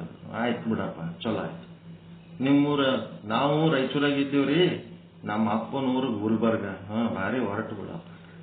ನಿಮ್ ತಾಯಿ ತವ್ರ ಮನೆ ಬಿಜಾಪುರ, ಅವ್ರಿಗಿಂತ ಹೊರಟಿರ್ತಾರ. ಏನೇ ಮಾಡ್ಬೇಕು ಈಗ? ನಾಮ ರೂಪಗಳು ಅವ್ರ ತಲೆಗೆ ಹಂಗೆ ಇಟ್ಕೊಂಡು ಕೂತಾಗ ನಾವೇನ್ ಮಾಡ್ಲಕ್ಕ? ಅವ್ರು ಯಾವ್ದೋ ಒಂದು ಬಿಗಿಸ್ತಾನ ಮಾಡಿರ್ತಾರ, ಅವ್ರಿಗೆ ಯಾರೋ ವಾರಟ್ ಹಚ್ಚಿಬಿಟ್ಟಿರ್ತಾರ, ಇವರು ಹೊರಟಿರ್ತಾರ, ಅವರು ಹೊರಟಿರ್ತಾರ, ಅವ್ ಏನೋ ಆಗಿರ್ತಾವ. ಈಗ ಇಡೀ ಊರೇ ಹೊರಟ ಅಂದ್ಬಿಡ್ತಾರ. ಅಲ್ಲೇ ಯಾರು ಸ್ಮೂತ್ ಮಂದಿನೇ ಇಲ್ಲ ಏನು? ಹಿಂಗೆ ಬಾಳ ಬೆರಕಿ ಮಂದಿ, ಬಾಳ ಹೊರಟ ಮಂದಿ, ಅವ್ರು ಚಲೋ ಇವ್ರು ಚಲೋ, ಇವೆಲ್ಲನೂ ಕಳ್ಕೋಬೇಕು ನೋಡ್ರಿ. ಎಲ್ಲಾದ್ರೂ ಆನಂದವಾಗಿ ಎಲ್ಲಾ ಕಡೆ ಶುದ್ಧ ಬ್ರಹ್ಮನನ್ನೇ ನೋಡ್ಕೋತಾವ. ಎಲ್ಲ ಕಡೆ ಶುದ್ಧ. ಯಾರು ಏನ್ ಯಾಕೆ ಅನ್ನಲ್ರ, ಅವ್ರಿಗೆ ಆದ ಅನುಭವ ಅವ್ರು ಅಂತಿರ್ತಾರ. ನಾವು ಏನು ಅದಕ್ಕೆ ತಲೆಗೆ ಹಾಕೊಳಕ್ ಹೋಗೋದು. ಅವ್ರ ಯಾಕೆ ಹೊರಟ್ರಿ, ಅವ್ರು ಹೊರಟಲ್ಲ, ಬಾಳ ಚಲೋ ಅದರ, ಇವ್ರು ಬಾಳ ಚಲೋ ಅದರ, ಇವ್ರು ಕೆಟ್ಟ ಅದರ, ನಾವೇನು ವಿಶ್ಲೇಷಣೆ ಮಾಡ್ಲಕ್ ಹೋಗೋದೇ ಇಲ್ಲ. ಅವ್ರವ್ರಿಗೆ ಏನ್ ತಿಳಿದಿರ್ತೋ ಹಂಗಂಗ್ ಮಾತಾಡ್ತಿರ್ತಾರೆ. ಒಡಿಗಾಡಿ ಅನ್ನೋದಷ್ಟೇ.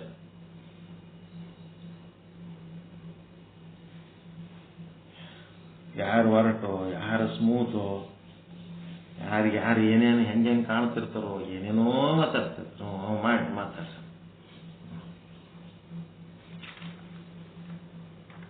ಇದರ ಮುಂದಿನ ಭಾಗ ಮತ್ತೆ ನಾಳೆ ಮುಂದುವರ್ಸೋಣ. ಈಗಿನ ಪಾಠದ ತಾತ್ಪರ್ಯ ಏನಂತಂದ್ರೆ, ನಿಮ್ಮಲ್ಲಿ ಉಂಟಾದ ಜ್ಞಾನ, ಅದನ್ನ ಜ್ಞಾನ ಇಲ್ಲ ಅಂತಲ್ಲ, ಎಲ್ಲಾ ಜ್ಞಾನ ಆದ, ಅದನ್ನ ನೀವೇನ್ ಮಾಡ್ಕೋಬೇಕು? ನಿಮ್ಮ ನಿತ್ಯ ಜೀವನಕ್ಕೆ ಅದು ಬಳಕೆ ಮಾಡ್ಕೋಬೇಕು. ಅದು ಬಳಕೆ ಮಾಡ್ಕೋಬೇಕಾದ್ರೆ ನಿಮ್ಮೊಳಗಿರುವ ಆಭಾಸನಿಗೆ ಬ್ರಹ್ಮಜ್ಞಾನ ಆಗಿ ನಾನು ಬ್ರಹ್ಮ ಅಂತೇಳಿ ಅಂತ ತಿಳ್ಕೊಂಡನ. ಅವನು ತಿಳ್ಕೊಂಡು ಅಷ್ಟೇ ಕುಂದ್ರೆ ಆಗಂಗಿಲ್ಲ. ಆ ನಿಮ್ಮ ವೃತ್ತಿ ಏನ್ ಮಾಡ್ಬೇಕಾಗ್ಯದ? ಆ ಬ್ರಹ್ಮ ಜ್ಞಾನ ಆದಂತ ಆಭಾಸನ ಜೊತೆಗೆ ಸಂಪರ್ಕ ಹೊಂದಿ, ನಿಮ್ಮ ವೃತ್ತಿ ಒಳಗಿರುವಂತ ಬ್ರಹ್ಮ, ಆ ಆಭಾಸನ ಒಳಗಿರುವಂತ ಬ್ರಹ್ಮ ಎರಡು ಸಂಗಮ ಹೊಂದಿದಾಗ ಏನಾಗ್ತದ?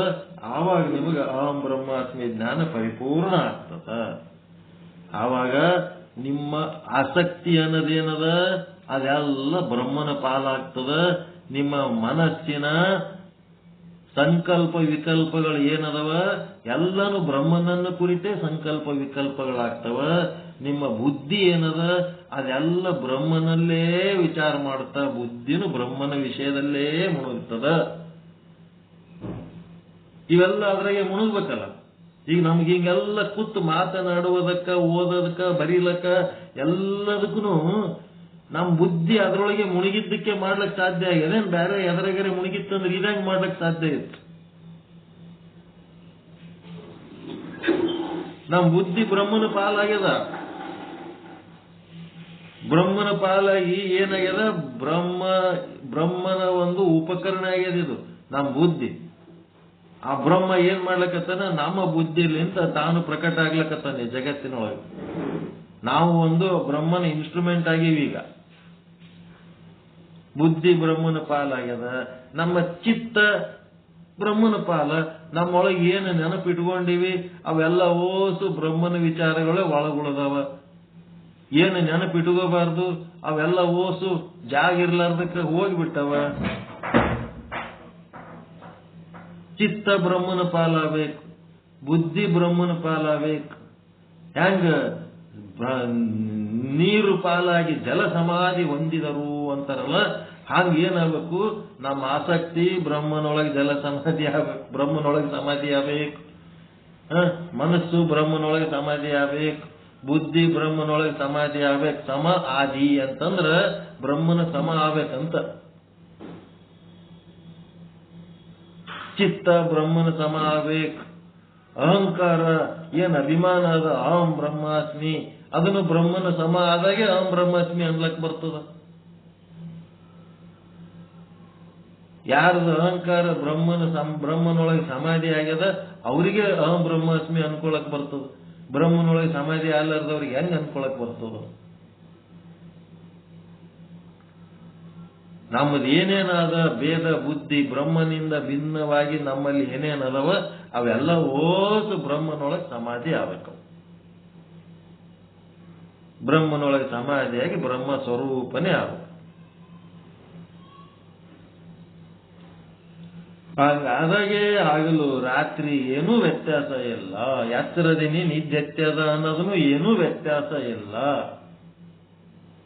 ಸಂಪ್ರಜ್ಞಾತ ಸ್ಥಿತಿ ಅಂತಾರದ 24 ತಾಸು ಎಚ್ಚರೂ ಇರ್ಬೋದು, 24 ತಾಸು ನಿದ್ದಿನೂ ಮಾಡಬಹುದು. ಹಗಲು ಅನ್ನೋದು ಇಲ್ಲ, ರಾತ್ರಿ ಅನ್ನೋದು ಇಲ್ಲ. ಸುಖ ದುಃಖ ಏನ್ ಭೇದ ಭಾವ ಎಲ್ಲಾನು ಹೋಗಿ ಬ್ರಹ್ಮ ಸ್ವರೂಪ ಇದ್ದವನು ಆನಂದ ಬಿಟ್ಟರೆ ಮತ್ತೊಂದು ಏನೇನು ಇಲ್ಲ ಅವನೊಳಗೆ, ಅಂತ ಒಂದು ಸ್ಥಿತಿ.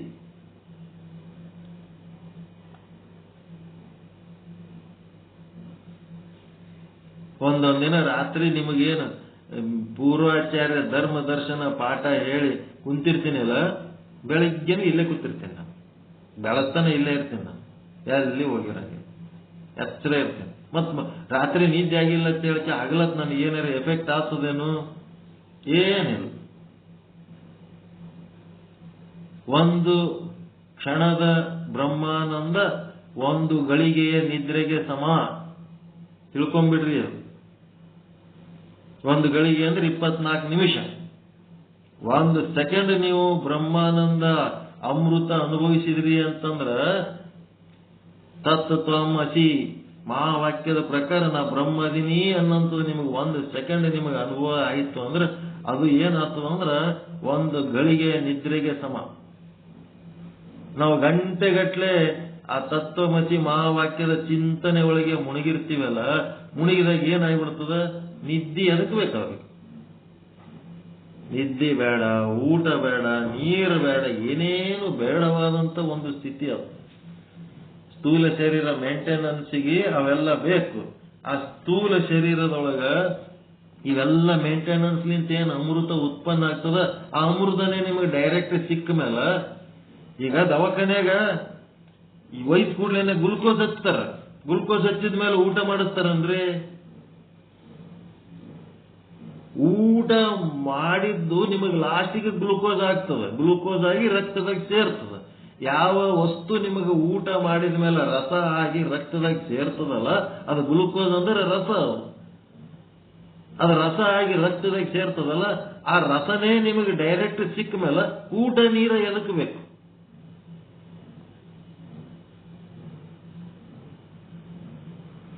ಆ ರಸ ಸಪ್ತ ಧಾತುಗಳೆಲ್ಲ ತಯಾರಾಗೋದಕ್ಕೆ ಒಂದು ಅಮೃತ ಅಂತ ಏನಿರ್ತದಲ್ಲ, ಅಮೃತನೇ ನಿಮಗೆ ಡೈರೆಕ್ಟ್ ಸಿಕ್ಕ ಮೇಲೆ ಇಲ್ಲಿ ಗಾಳಿನೂ ಬೇಕಾಗಲ್ಲ, ಉಸಿರುನೂ ಬೇಕಾಗಲ್ಲ, ಈ ದೇಹನೂ ಬೇಕಾಗಲ್ಲ, ಈ ಜೀವನನೂ ಬೇಕಾಗಲ್ಲ. ಅಮರತ್ವ ತಂದು ತಾನೇ ಆಗಿಬಿಡ್ತದ. ಇವು ಯಾವ ಇಲ್ಲದೆ ಬದುಕಲಕ್ಕೆ ಆಗಂಗಿಲ್ಲ ಅನ್ನೋರು ಯಾರು? ಜೀವಿಗಳು. ಬ್ರಹ್ಮನಿಗೆ ಇವೆಲ್ಲ ಬೇಕೇನು? ಶರೀರ, ಅವು ಇವು, ತಂದೆ ತಾಯಿ ಬಂಧು ಬಳಗ,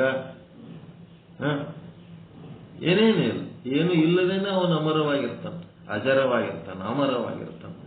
ಅಜರ ಅಂದ್ರೆ ವೃದ್ಧ ಆಗಲ್ಲ, ಮುದುಕಾಗಲ್ಲ. ಜರ ಅಂದ್ರೆ ಮುದುಕಾಗಲ್ಲ, ಅಜರ ಅಂದ್ರೆ ಮುದುಕಾಗ್ಲಾರ್ದು. ಬಾಲಕ ಯುವಕ ಮುದುಕ ಆಗದು ಇದೆಲ್ಲ ಜರ. ಅಜರ ಅಂದ್ರೆ ಬಾಲಕನೂ ಆಗಲ್ಲ, ಯುವಕನೂ ಆಗಲ್ಲ, ಮುದುಕನೂ ಆಗಲ್ಲ. ಮರ ಅಂದ್ರೆ ಸಾಯೋದು. ಇವ ಅಮರ ಅಂದ್ರೆ ಸಾಯಂಗಿಲ್ಲ, ಜರ ಇಲ್ಲ, ಮೃತ್ಯು ಇಲ್ಲ, ಅಜರ ಅಮರ. ಅದ ಇದ್ರ ವಿಷಯ ಮತ್ತೆ ನಾಳೆ ಇನ್ನು ಡೀಪಾಗಿ ಹೋಗ್ತದ. ಪರಮಾನಂದ ಪ್ರಾಪ್ತಿ ಭವ, ಸರ್ವ ದುಃಖ ನಿವೃತ್ತಿ ಭವ, ಇಷ್ಟಾರ್ಥ ಸಿದ್ಧಿರಸ್ತು, ಯಶಸ್ವಿ ಭವ, ಯಶಸ್ವಿ ಭವ. ಜೈ ಶುದ್ಧ ಬ್ರಹ್ಮ, ಜೈ ಶುದ್ಧ ಬ್ರಹ್ಮ. ಓಂ ಶಾಂತಿ ಶಾಂತಿ ಶಾಂತಿ. ಎಲ್ಲರಿಗೂ ಶರಣು ಶರಣಾರ್ಥಿ. ಎಲ್ಲರಿಗೂ ಶರಣು ಶರಣಾರ್ಥಿ. ಓಂ ಶಾಂತಿ.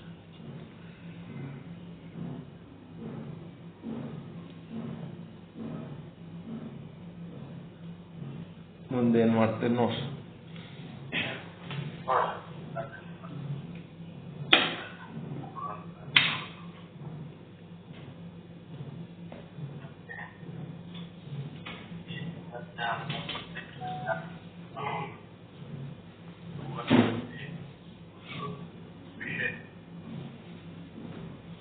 ಅಂತರ್ಜಾಮಿ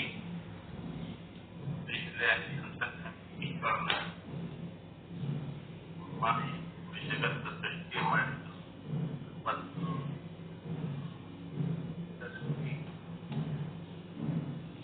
ಅವನೇ ಒಂದು ಅದೇ ಕಾಲಚೇತನ ಅದೇ ಪ್ರಸಿದ್ಧ ಬ್ರಹ್ಮಜ್ಞ ಶುದ್ಧ ಬ್ರಹ್ಮ ಬ್ರಹ್ಮನಾಗಿ ಬಹಳಾಮಿಗೆ ಅತೀತವಾದ ಬ್ರಹ್ಮ ಅಂತರ್ಯಾಮಿ ಬ್ರಹ್ಮವು ವಿರಾಟ ಮತ್ತು ಬ್ರಹ್ಮಾಂಡ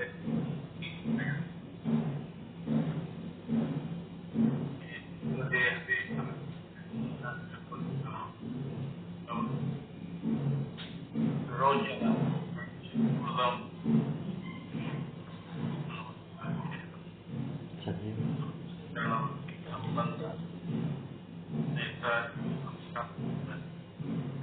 ನಮ್ಮ ಅಂತಃಕರಣ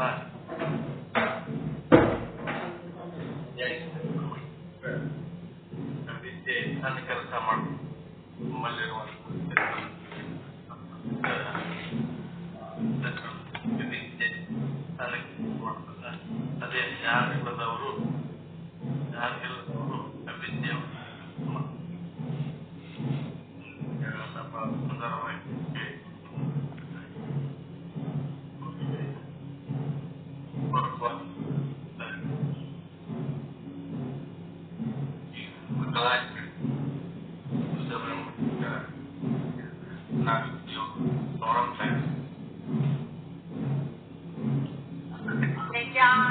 ಆರತಿಯನ್ನು ಬೆಳಗುವೇನು ಪೀತಾಂಬರಸಿಗೆ ಪಂಡಿತ ಪೀತಾಂಬರಸಿಗೆ ಸರ್ವಶಾಸ್ತ್ರ ಬಲ್ಲ ಮಹಾ ಸರ್ವಜ್ಞ ಮೂರ್ತಿಗೆ ಬಾಲಬೋಧ ಶ್ರೀ ಚಂದ್ರೋದಯ ರಚಿಸಿದಾತನಿಗೆ ವಿಚಾರ ಸಾಗರ ಇಂಗಿತ ತಿಳಿಸಲು ಟಿಪ್ಪಣಿ ಬೋಧಿಪಗೆ ವೃತ್ತಿ ಪ್ರಭಾಕರ ಸಾರವನರಿತ ಪರತರ ಪಂಡಿತಗೆ ವೃತ್ತಿ ರತ್ನಾವಳಿ ಕೃತಿಯನ್ನು ಪ್ರಕಟಿಸುವ ಮಹಾಮಹಿಮನಿಗೆ ಸಂಸ್ಕೃತ ವರಿಯರ ಸಾಧಕ ಜನರಿಗೆ ಕರುಣೆಯ ತೋರಿದವಗೆ ಪಂಚಋಷಿ ಮಹಾಗ್ರಂಥವ ಹಿಂದಿ ಭಾಷೆಯೊಳು ಬರೆದವಗೆ ಬಂಧ ಮೂಲ ಅಜ್ಞಾನವ ಕಳೆದ ಸದ್ಗುರು ದೇವರಿಗೆ ಚಂದ್ರನಾಥ ಗುರುನಾಥಗೆ ಒಲಿದ ಗುರು ಶಿವಾನಂದರಿಗೆ ಆರತಿಯನ್ನು